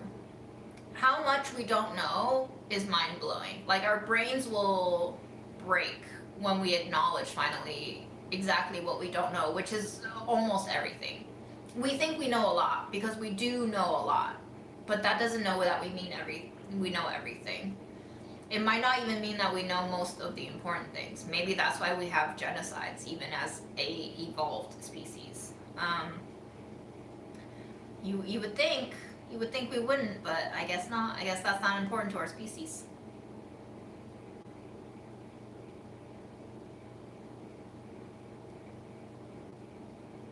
Oh, Gary's doing a little pitch for me, telling y'all to like the video and to check out the description for spices. Thank you, Gary.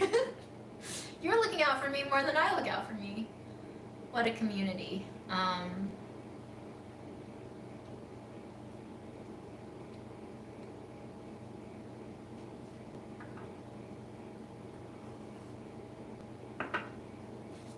My GFR level. I think when I had mono, it was still okay. I don't remember paying attention to that level. So I don't think that's why my doctors weren't too worried for me. but I definitely felt like I was dying, and my kidneys felt like what they felt like when I was going through my childhood bouts of IgA nephropathy. So I'm hoping it holds, but I'm also leaning away from the tests now because, as with Memo's health, there's only so much testing you can do before you drive yourself crazy because nobody really has answers for what's wrong. I saw doctors for 4 months, half of that without health insurance, just trying to bumble around to seek answers, and like literally no one except one doctor wore masks. Nobody still cares about COVID, so they're not going to know anything about long COVID because they don't think COVID is a disastrous thing. Doctors aren't even scared of catching COVID, they just give themselves into it. To be a doctor and to not be masked right now is kind of crazy in my opinion. So the only doctor who was willing to hear me out was, guess who? The only one who stays masked during the appointment. And I only found that doctor through friends who are also going through health issues, who told me, hey, I'm seeing a PCP who also wears some masks and is very COVID conscious. Very rare, and sad that it's rare to find a doctor who still wears a mask. Most of the people that I've explained to my theory on why I have long COVID had nothing back to say to me. They would just kind of nod, but like nothing. They don't know anything on how to help, which is why I've only been starting to take supplements based on viewer suggestions who also are suffering from long COVID, based on Reddit threads, combing through different studies posted on Reddit. Like, it's all very community based now. So yeah, everybody's sicker, but you know, some of us are sicker than others, and we're kind of like the canaries in the coal mine, and nobody is taking it seriously enough in great enough amounts that like we're just gonna keep getting sicker until a revolution, I guess. Or maybe we'll be all too weak to have a revolution. We still don't know where COVID came from. You know? So, or do we?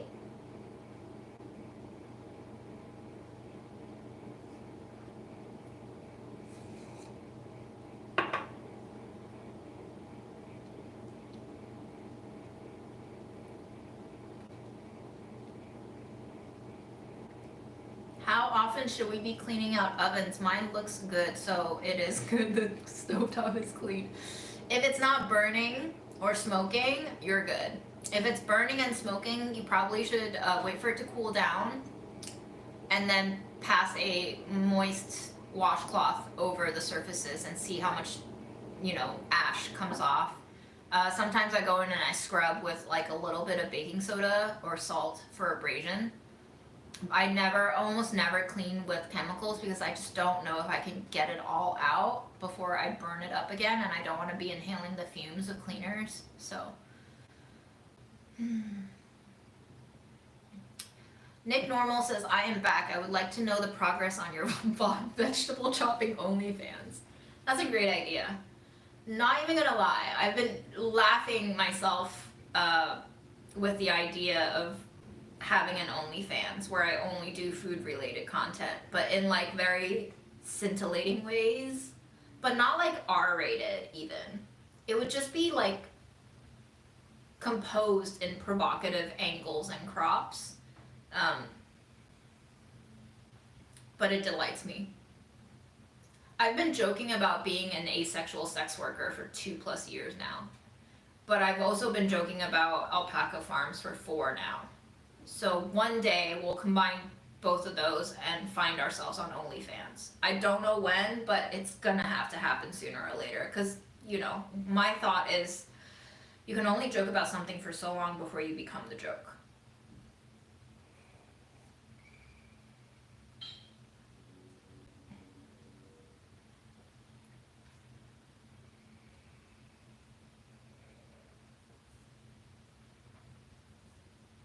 Okay. There are so many comments today. I'm not complaining, but YouTube is not letting me scroll properly. So I'm gonna do 3 more minutes of comments, and then we're gonna try to see if we can catch Memo in the living room. Because I've been promising you guys catfishing bait. So I should give it to you soon. Speaking of catfishing and baiting, I just watched Obscure Object of Desire. What is it? That Obscure Object of Desire. 1977 movie. Has anyone seen it? Do you have thoughts? I was watching it the whole time, and in the beginning I was like, what an idiot. And then I was like, holy shit, this is way too accurate about how we find ourselves dealing with attraction and wanting and fantasy.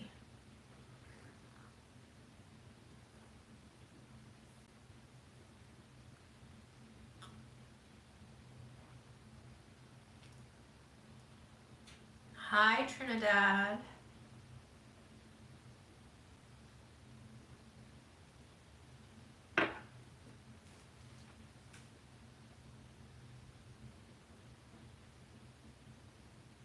What would be overt Dom energy? Do you think I would do overt Dom energy well? I'm not sure overt Dom energy is what I would describe it as. It would be like a... I feel like it would be more like a covert Dom energy, if anything. But maybe. You'll never know. You'll never know, and I'll never know until we do it. Satan is the nemesis of Jesus. Jesus will be like, yo, eat real fish. Here, I got you. And then he'll turn 2 fish into 1,000.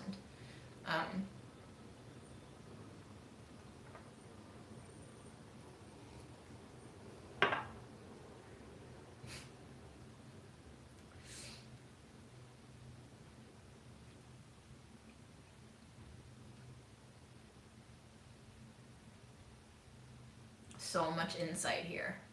Bye, Australia. Hi, Australia.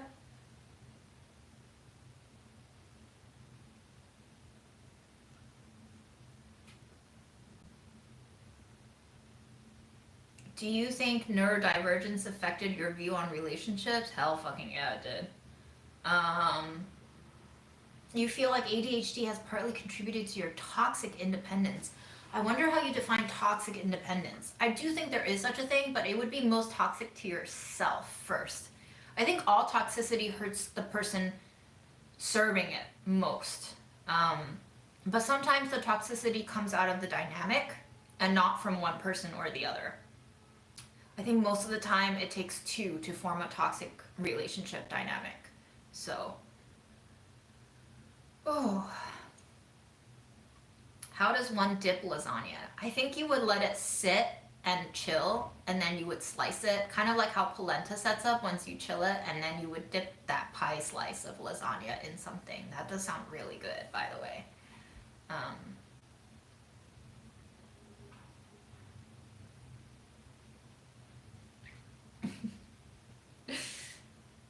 How do you cut or serve a round lasagna? You can cut it into squares, and then you would have odd semicircle pieces on the periphery of the circle, or you can cut it like a pie, so you have triangular slices.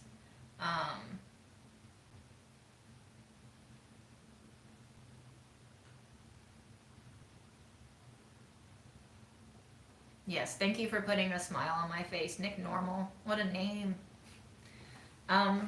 I'm gonna pause on the comments, and we're gonna see if my cat will receive us with attention. A triangular lasagna sounds so wrong. I'm so sorry to disturb your reality. Baby! Hi! Memo! Kitty? He's so confused. He's like, why are you guys here? Why are you disturbing my reality? Bebe.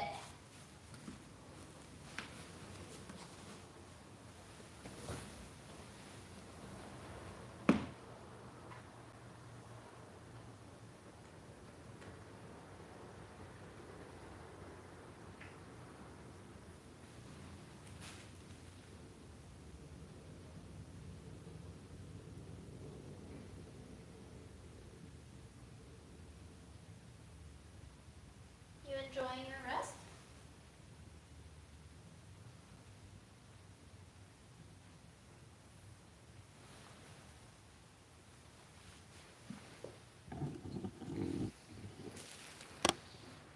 Hi.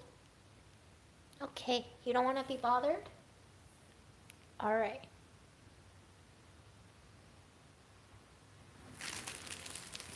So that's Memo. He's very adorable, but also very low energy. And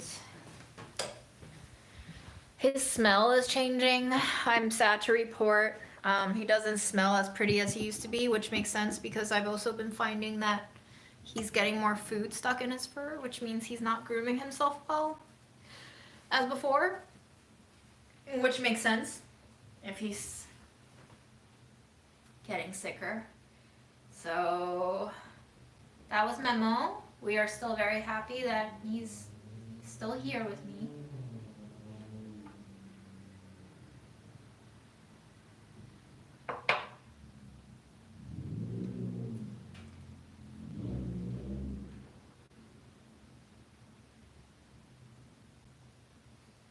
Stay tuned for June's rhetorical softcore vegetable preparation videos. What would that content even look like?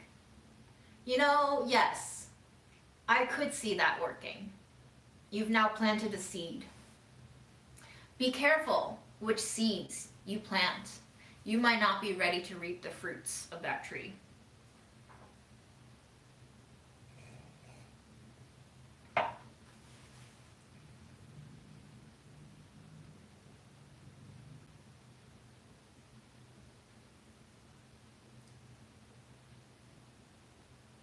Yeah, they probably have pastry decorating workshops in New York. I would never host them though. I suck at decorating cakes.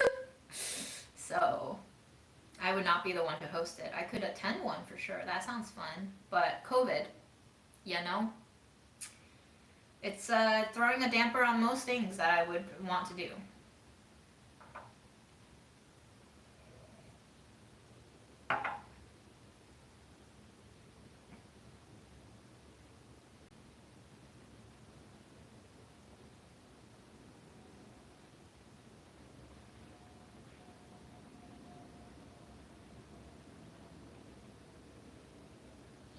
I feel like now would be the time to make a Budget Eats comeback, but it's also really depressing, right? Like COVID was really depressing, but we were all going through it in a lot of ways because like we were all kind of terrified and scrambling as people were dying around us from this disease.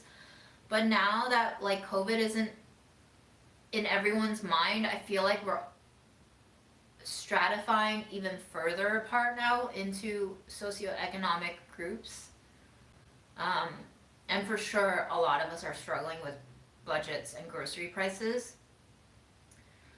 And I think part of the magic of Budget Eats is finding all those deals, which I can still definitely find where I live. Like I just bought $1 mangoes and a $3 bag of kale that was huge. There's no problem for me to remake Budget Eats, but I don't think I would have anything new to say that I haven't said already in those episodes, and I don't think I have any new techniques. It would just be making more content for the sake of making content, if that makes sense. It wouldn't be like instructional anymore. So that's also why I'm not feeling a pull to making more Budget Eats. That and you know, technically Budget Eats is the intellectual property of Delish. I would have to do something a little bit different.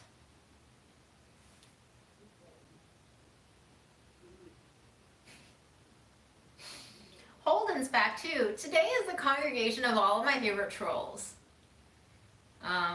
What a delight. It's like a reunion of all the jokers that this platform has to offer.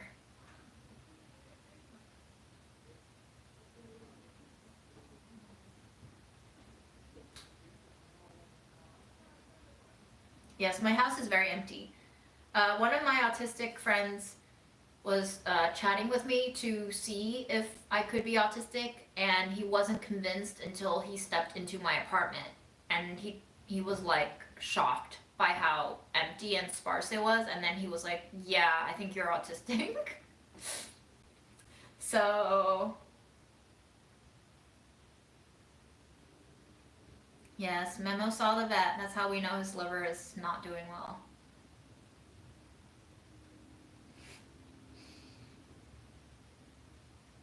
Yes, there was an electronic keyboard in the corner.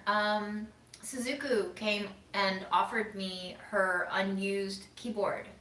There was that live where I was saying I should get myself a digital piano so I could have something just to play around with if I'm bored.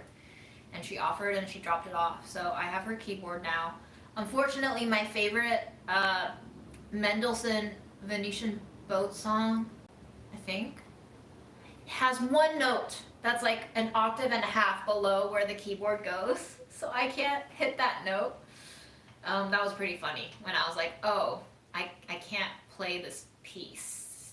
Just that one note. I'm sure there are other notes that are going to be missing too, but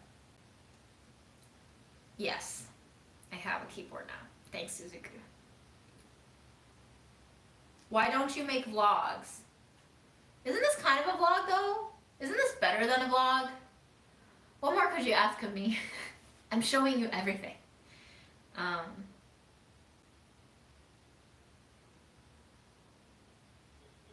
I have COVID cautious friends around me, but none as COVID cautious as I am. But I definitely have a spectrum of friends who are aware and careful around me, and they would mask without, me asking again if I wanted them to. And then there are friends who are just like, you're overreacting. I'm not gonna mask. You gotta live your life. And so there is, variety.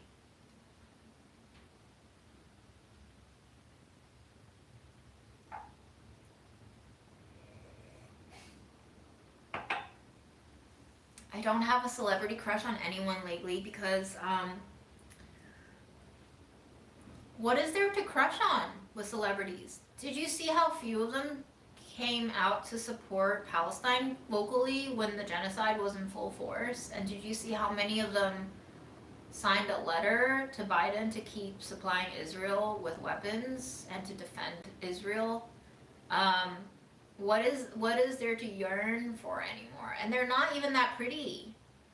They have so much access to services like plastic surgery and exercise coaches and so many resources to tap into, and it's literally their job to stay pretty. So what actually is attractive about them?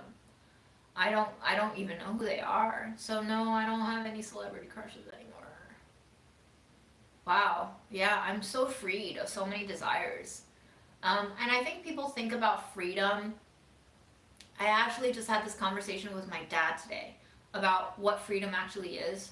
I think when people say they want to be free and they want freedom, it's an empty idea and an ideal that they have, that in most people's minds, to be free is to have the utmost power to be self-determined. But to have power also means you have control over other people. To be free in most people's minds means you have enough power to not have to acquiesce to anyone else's demands of you. But to have that kind of freedom also means you have the power to diminish other people. For me, my personal definition of what freedom actually is nothing. Freedom is nothing. Freedom is complete detachment. You can say it's nirvana, in terms of like Buddhist thought.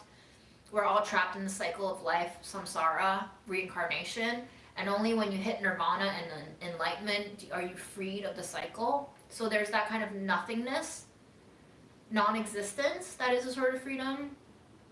There's also like a lack of desire. So I think I am becoming a freer person by my own definition.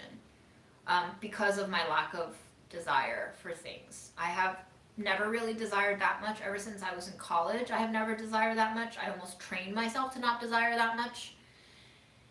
And I think through seeing genocide and through seeing my mom suddenly drop dead, I had even less desire for stuff because so many illusions just kind of came crashing down with those two major events that I saw no meaning or substance in the things that most people want anymore. And I think most people look at me and they're like, oh, she's depressed, she's mentally ill, why doesn't she have this joie de vivre and want these things that are happy, and it's because I just don't have a desire to have them.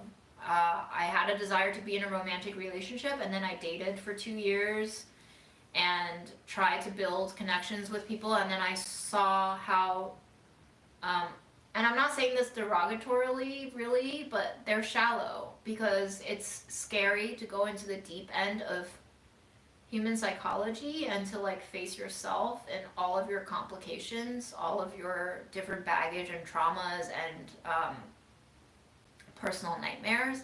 And I would need a partnership where that person wants to explore those things, like it actually delights them in some way to explore those darknesses. But I think most people that I met, at least through the apps, are not willing to engage on that level, and I could totally see why. It's a downer, and most people are not ready to be a downer.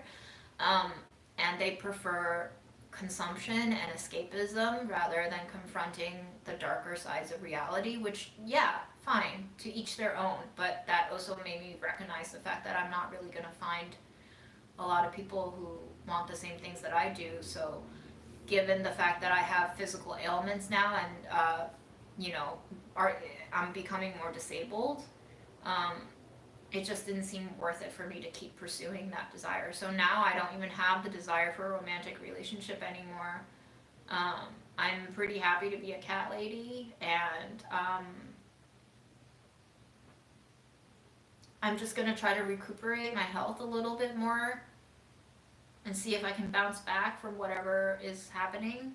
And then we'll think about what to do next. But there's really no use in fantasizing about the future when I can't do anything. So, yeah, we'll have to heal. We'll have to heal a little bit. Do you have any good recipes for lotus root? I actually cooked lotus root on one of the Budget Eats episodes. That was actually the episode where I called up my mom. My mom's voice is like immortalized in that episode, and quite a few people actually tell me it was really touching for them.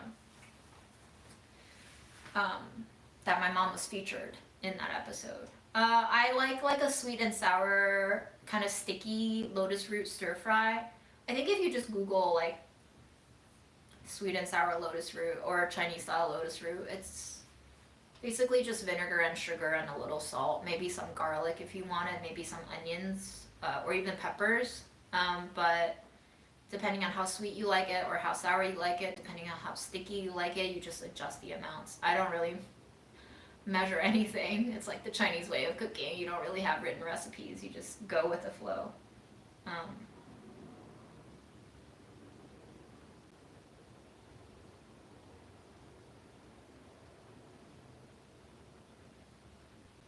I can't play piano anymore, by the way, because I haven't played in like 2 decades, essentially. So I have to like relearn it.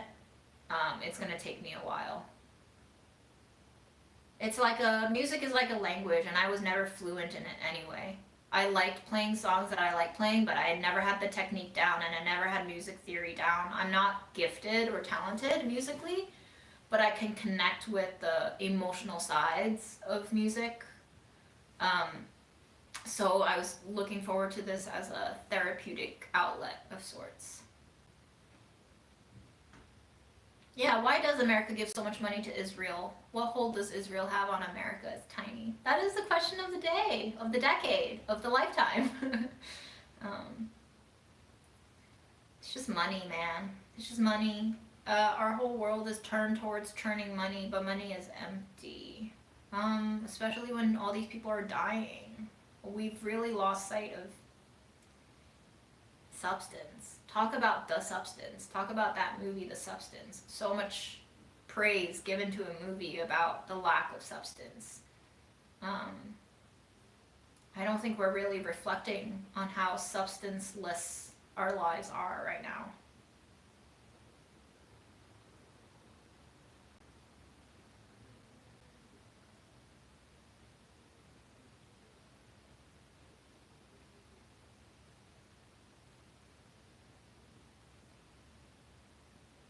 Oh my gosh. Okay, Freddie Galvin has a comment. The irony is when someone says they want you to do shadow work, but they themselves act like there's no work left to be done on their end, then be offended when they're called out for overconfidence. Yeah, my very last hinge relationship, which I'm inclined to call a situationship more and more, he like put a label on it very quickly. But he was basically saying to me that he had basically been doing healing work and it's taken him a long time to come to where he is now. And when we broke up, he told me that I was unhealed and that I didn't want to heal and that my issues have nothing to do with him, which I feel like are things that a healed person would not say to someone, you know? Like, it seemed unnecessary for a healed person to be like, you're not healed and you don't want to heal and your issues ain't got nothing to do with me. This is the same guy who told me that he thinks that I misunderstood capitalism, and he was very offended at my critique of what it means to still believe in the American dream, and he was very offended when I told him that like he was too American. So this was probably also the guy who gave me mono. So that was my last straw. I was like, this is God telling me that you need to stop dating people. And I was like, okay, yes, point taken. We're gonna not do this anymore. How long did I do piano? I passed level 8 in the ABRSM tests. I think I played piano for at least 5 or 6 years. I can't recall, but I think I started in junior high and I played all the way through senior year until I passed the grade 8 test. My parents both had aspirations for me. Like, my dad actually fantasized about me becoming a professional pianist. And my mom mostly just wanted me to excel on those tests so I can put it on my college application. So I got the job done on the college applications part. I don't know if it actually helped my college applications, but I did graduate. So congrats, Mom. Thank you for all your hard work. So yeah, but I was never like fluent in music, if you know what I mean. It was always a struggle for me to sight read. I couldn't really do the oral components of the test very well. I couldn't like play back melodies by ear. My teacher kept correcting me on my technique. Even a metronome couldn't really help my lack of pacing and timing. So by all means, I'm not a musician, but I think I can be a music appreciator, but I don't know music. I don't understand music. It's just not a language that I can actually use to express myself, but I can connect with it for sure. What is my usual McDonald's order? I've never had McDonald's breakfast, to be honest, and when I ate McDonald's with my dad, I'm answering these questions sincerely, by the way. If you're just trolling me, I'm still going to give you sincerity. But my dad was a pescatarian for many years. Maybe he still is. And he used to love the Filet-O-Fish because that was like the only pescatarian thing on the menu. And I loved, that's when I learned I loved tartar sauce. So the Filet-O-Fish. And I think that's, the soft serve. When the soft serve used to be $1 at McDonald's, that was like the thing that I would order. But it's no more. So I don't think I've had McDonald's in over a decade until I went on a Hinge date and we ended up in a McDonald's just to have somewhere to sit, and he ordered chicken McNuggets and I had one and it was better than I remember it ever tasting. So that was like a surprise. I did not expect fast food to taste better than memory by any means, but McDonald's, your chicken nuggets. Yes, we are, I guess we're still boycotting McDonald's because of all the shittiness that you embody, but your McNuggets, you stepped the game up. Well done.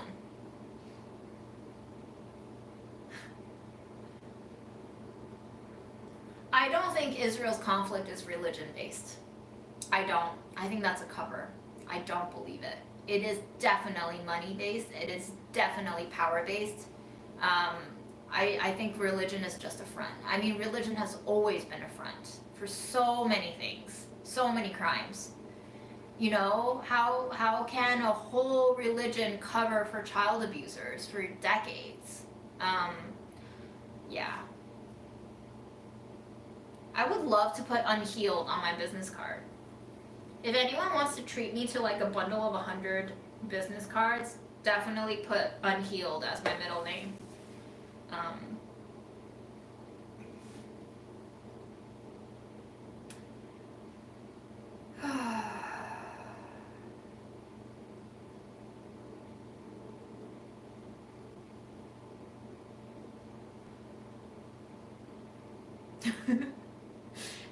Gary understands me so well. Yes, I do engage with trolls, but you do have to be thought-provoking trolls. You gotta step up. Otherwise, I just get bored, you know? I can find trolls anywhere. It's the internet. You gotta be an excellent troll.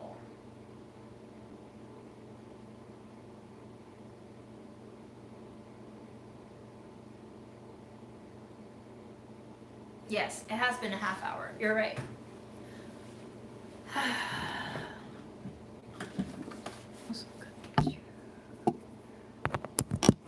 All right, we ready? We ready for the...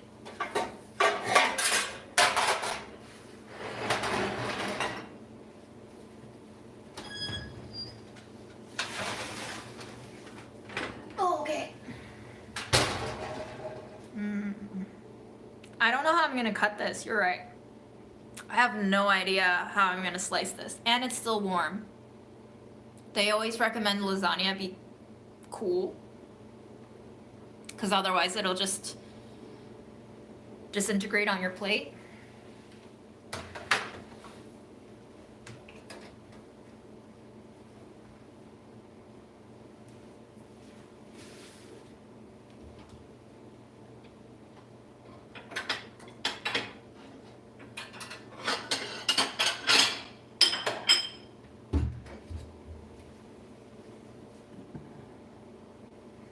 Yeah, shepherd's pie, maybe.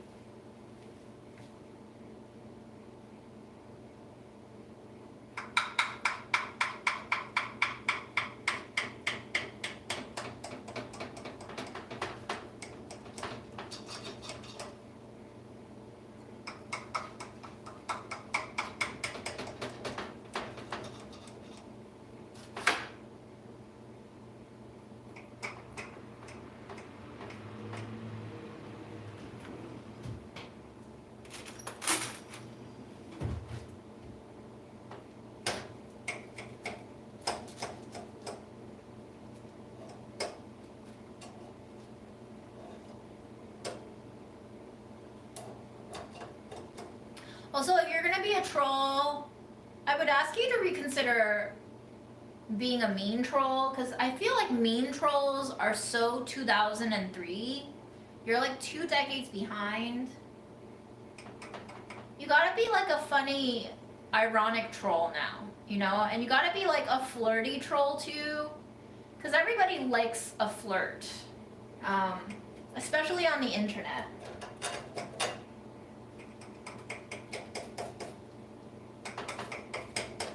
My expectations for your trolling talents are very, very high, okay?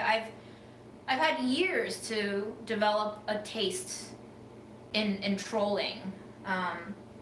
So you really kind of have to step it up.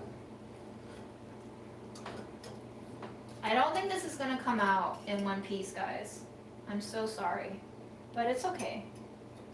We'll still eat the mess.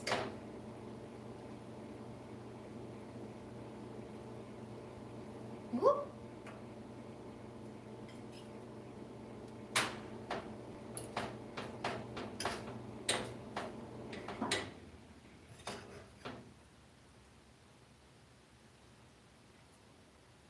Oh yeah, it's still steaming hot. You really have to wait for lasagna to set. Lasagna is one of those foods that tastes best 3 hours after it's been out of the oven. And then you can reheat it a little bit before serving.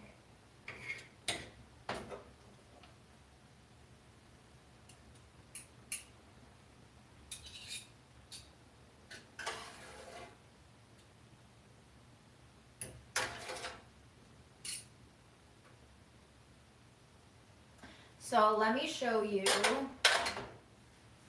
what the pie looks like sliced open. Here's all our layers. Honestly, not a bad looking layering job. It is very tall. There is liquid seeping, but not a lot. It's a white lasagna. And it's a circular white lasagna. It's a sacrilegious lasagna. But honestly, if you came looking for not sacrilegious food, you came to the wrong place.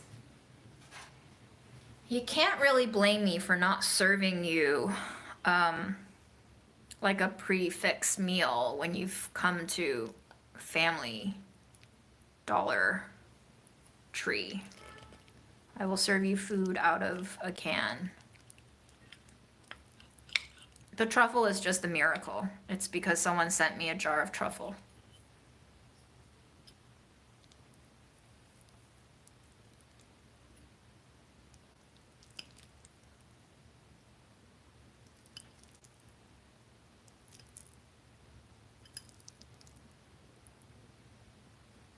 I didn't have mooncake for Lunar New Year. Mooncakes are for Mid-Autumn Festival. For Lunar New Year, you usually eat dumplings with families or tangyuan, which is like that glutinous rice ball that's stuffed with a sweet filling or sometimes a savory filling. The dumplings you tend to make with your family as a bonding activity, and then you eat it all together. And the tangyuan symbolizes roundness and union. So it's like the family gathers for the new year and you're all together. And there's other food traditions. I don't really celebrate Lunar New Year like that. I'm not like a very traditional Chinese person, and I don't think my family was either, so we're not really well versed in how to celebrate Lunar New Year and go the whole 9 yards or however long is in a football field. I'm also not American, obviously, so I don't know Chinese tradition and I don't know American tradition.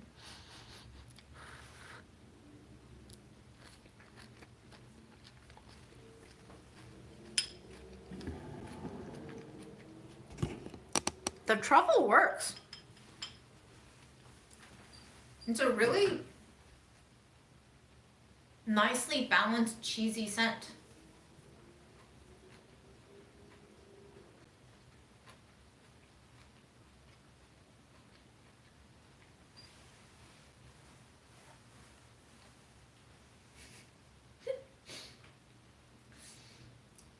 See, if you're a bad troll on my live stream, we will make you feel bad with your underserving quality of trolling. So you better make sure you can withstand the Gordon Ramsays of troll judgment here. I'm not even the meanest one here. I feel like there are very, very defensive viewers who will get on your case for being mean to me.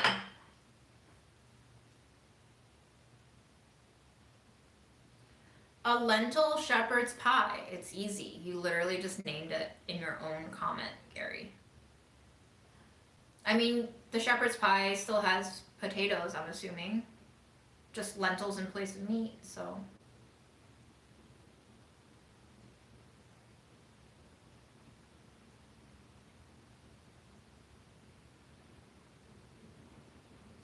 Biblically accurate lasagna.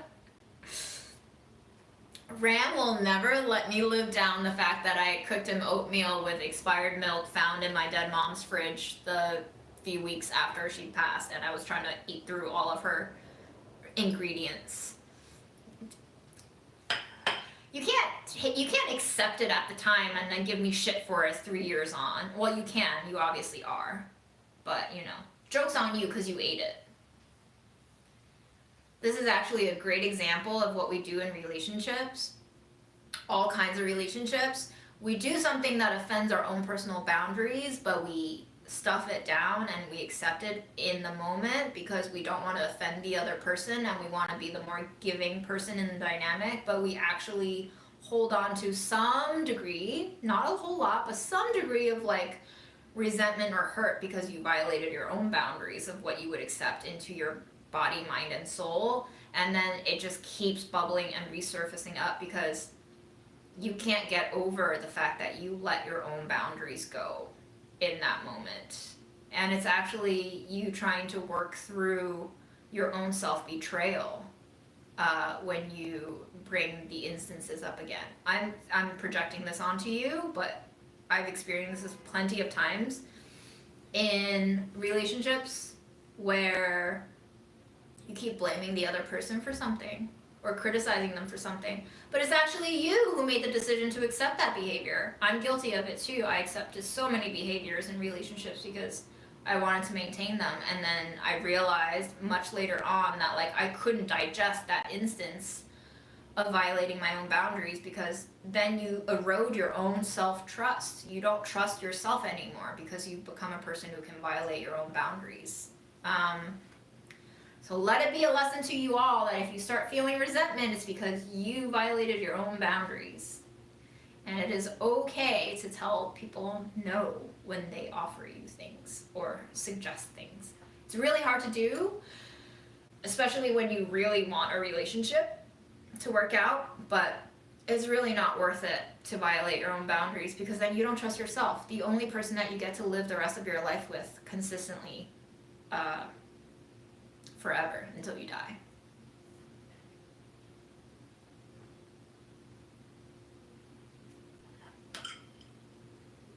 The lasagna is great. I love the fact that there's no tomato sauce to give me heartburn, but the cheese might, and the truffle oil might. But so far, it's actually kind of luxurious tasting.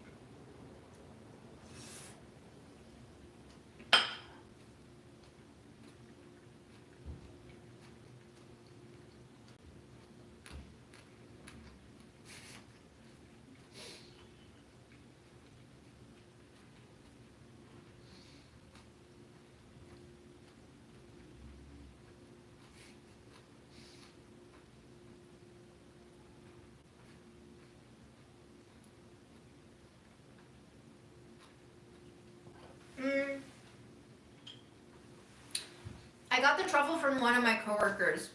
She works in PR, and she always has like an overflow of goodies that she's so generous to share. And I think honestly I was going through so much shit, and she's such a caring person that she was just like, can I send you a goodie box with all the things? And I was like, sure. And she was like, here's some truffle. And I was like, ooh, I feel fancy. So I'm glad I'm finally using it. Thank you, Jennifer. I don't think she watches my lives, but thank you, Jennifer, for sending me those goodies. She also sent me bourbon-aged maple syrup and this chocolate spread that I used in my brownies. A lot of delicious stuff. And she gave me a Gudetama shopping tote that I use almost every week when I go to the farmer's market.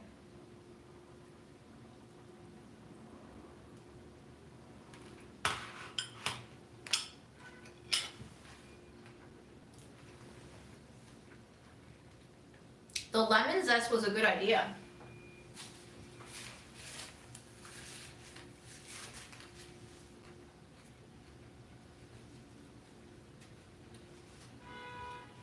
Half maple syrup and half hot sauce. That's like a twist on hot honey. That sounds good.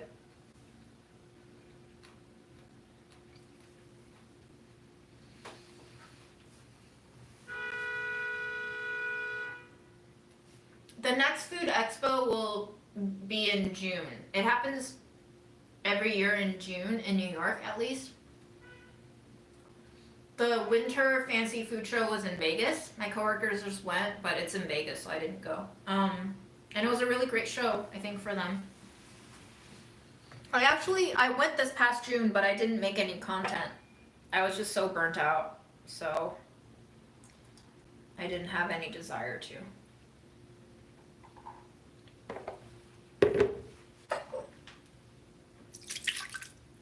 I just poured my pasta water into my blender so I can wash out all the chocolate residue and drink it. obviously.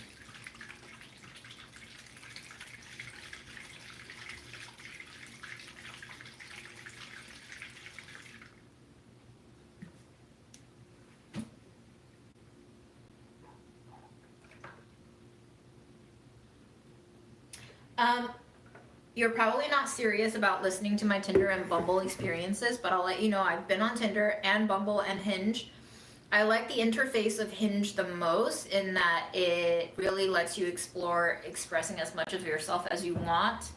But I have also had the most traumatic experiences from Hinge. That might have had to do with my own emotional state and desire to actually meet someone for real, for real. So I was more invested in the process. But yeah, I have sustained enough emotional damage from my Hinge experiences over 2 years to make me never want to return to the apps again. Tinder, I was on before it was a complete bot graveyard. I actually have met two people on there that I still keep in touch with, one of whom lives in New York, and I would consider is one of my very good friends. The other one doesn't live in New York, so we kind of keep in touch whenever he visits New York. Bumble, I met some really interesting people that I think it was like very conducive for me to meet people who aligned with my hobbies and interests and areas of like food and music. We had a lot to talk about, but no relationships or any romantic feelings I think ever came out of Bumble.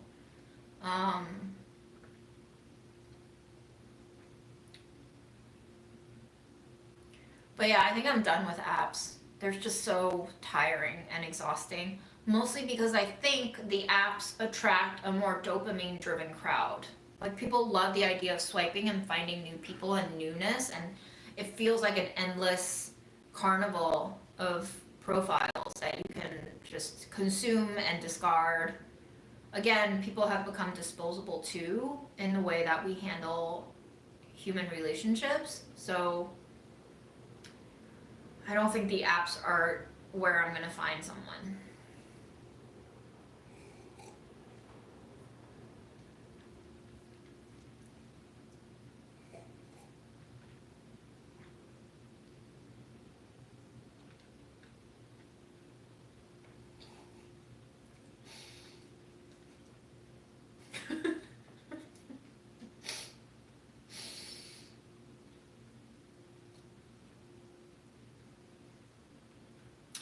Thanks for your message, Michi. I do wonder if my Chinese or like East Asian viewers identify with the stuff that I say a little bit more. The older I get, the more I realize how much culture can come in the way of mutual understanding. And the first clue that I got was when my mom passed away, and I started like retrospectively reevaluating our relationship dynamics, and I was like, oh, yeah, mom loved me in all these ways, and I didn't understand or interpret it as love. And now that she's gone, I understand it. Sad, but I guess better late than never. And then I realized in dating that like your upbringing and your cultural roots will also affect the ways that your actions, behaviors, and speech even get interpreted from different lenses. And so there can be a lot of misunderstandings where you didn't mean to offend somebody, but they're not used to the way you behave and interact, and so they can interpret something really offensive or wrong from the way that you behave. And if they're not open-minded enough to be flexible on there's actually more than one mode of living and operating in life that can be considered correct, then end of story, that's done. It all comes back to how curious they are about you, and if they're not curious and they're just trying to fit you into their template of the ideal partner, then the chances for failure are very, very great, especially if you met them off the apps and they feel like there's an endless pool of candidates to sift through. They're not going to take the energy and put in the work to understand you if they're not based in curiosity. They'll just find the easiest most consumable fruit on this very, very, very, very, very overgrown orchard.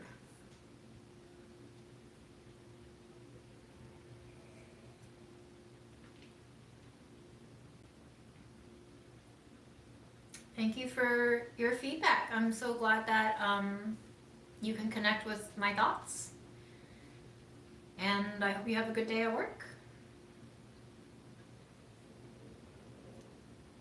Ooh, would I prefer to bathe in a bath of baked beans or velvety mashed potatoes? See, these are the types of questions that I love to be asked, because I love to actually fantasize through the textures of bathing in a bathtub of beans or mashed potatoes. I think my gut is saying baked beans because I think it would feel less like cement. I think there is more movement and dynamic density with baked beans. You kind of have the sauce and the goo, and then you have the mashy beans, whereas with mashed potatoes, it's you use the word velvety too. So like that's a very monotonous texture to be in. And so I think I would just kind of like sink and set in the mashed potatoes, whereas with the beans, I would feel a little bit more supported by the fluid but viscous mixture of saucy beans. And I'm probably more likely to eat some beans than mashed potatoes while I'm bathing in it. Will you hand me some bread is the question. Or, yeah, the mashed potatoes would have to have some gravy in there. I would reconsider the mashed potatoes if you gave me gravy and green peas. Not canned this time, although I loved canned green peas, but like these have to be like bright green peas. Cooked, but bright green peas. I would reconsider the mashed potato scenario. This is the one time I would prefer a little texture in my surroundings. Jollibee's gravy, I'll never say no to bathing in Jollibee's gravy. I will definitely eat that mashed potato if you're dousing my bath in Jollibee gravy.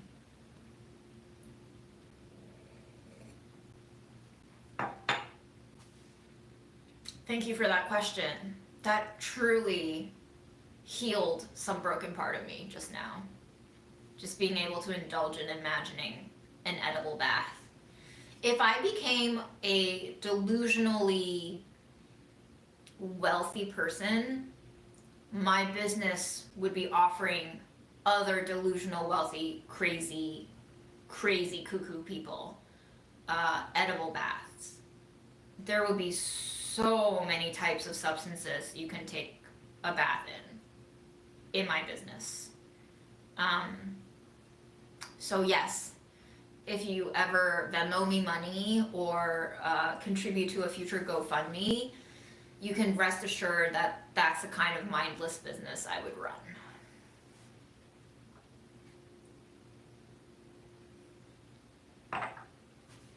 And hopefully we would work out something where we like compost the bath substances. That would be nice. That would be also really good PR to know that we're not just, rich people using food while other people starve in the world to bathe ourselves in recreationally. We would feed it back into we would have to find a PR angle on this that wouldn't make us get guillotined, because that is going to become more and more of a reality, I think, in the next 20 years. I don't mind being guillotined, but I don't know if I would want to be guillotined for running a edible bath business. That's kind of silly, but whatever. We'll cross that road when we come to it. Hey Suzuku, we were just talking about how you gifted me your keyboard, because someone, I think Eliza, saw, she peeked the keyboard when we went to see Memo. We made some lasagna, questionable, falling apart, TVP, kale, and farmer's cheese truffle lasagna.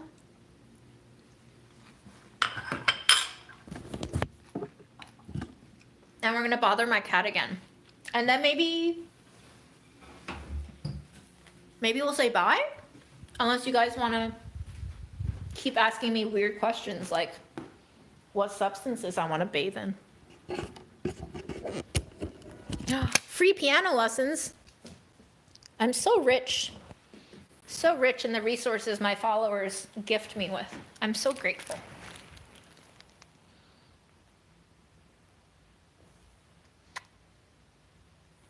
That's you, Memo?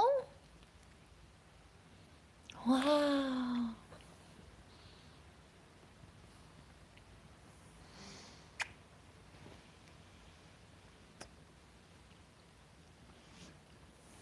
You smell like a hamster, buddy.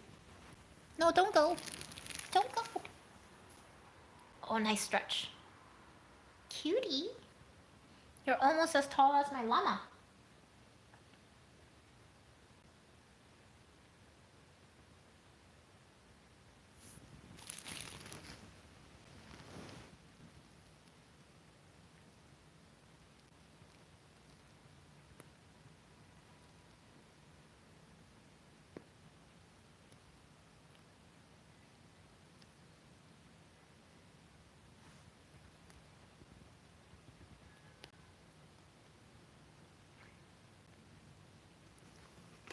Brushies?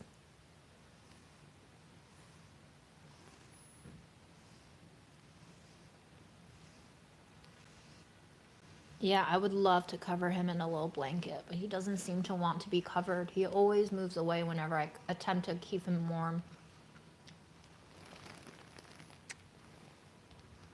I love you. I'm sorry. That was static. I shocked him. I'm sorry. I don't mean to shock you. It's the winter. It's static.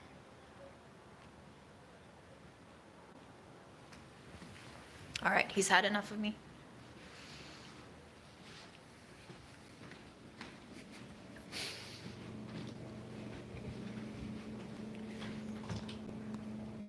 Wow, a brand new angle for you guys. Just spoiling you with all the setups today. There we go. Do you think this mirror image is like flipping to my good side? Is there a better angle?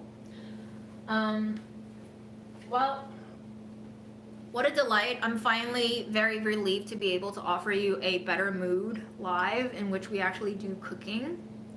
I don't love feeling depressed, but it be what it be.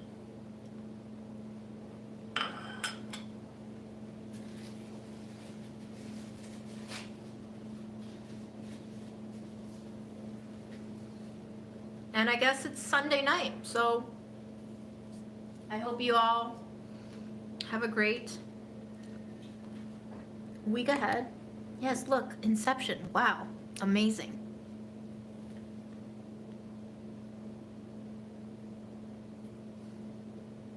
What a world. Screens on top of screens on top of screens.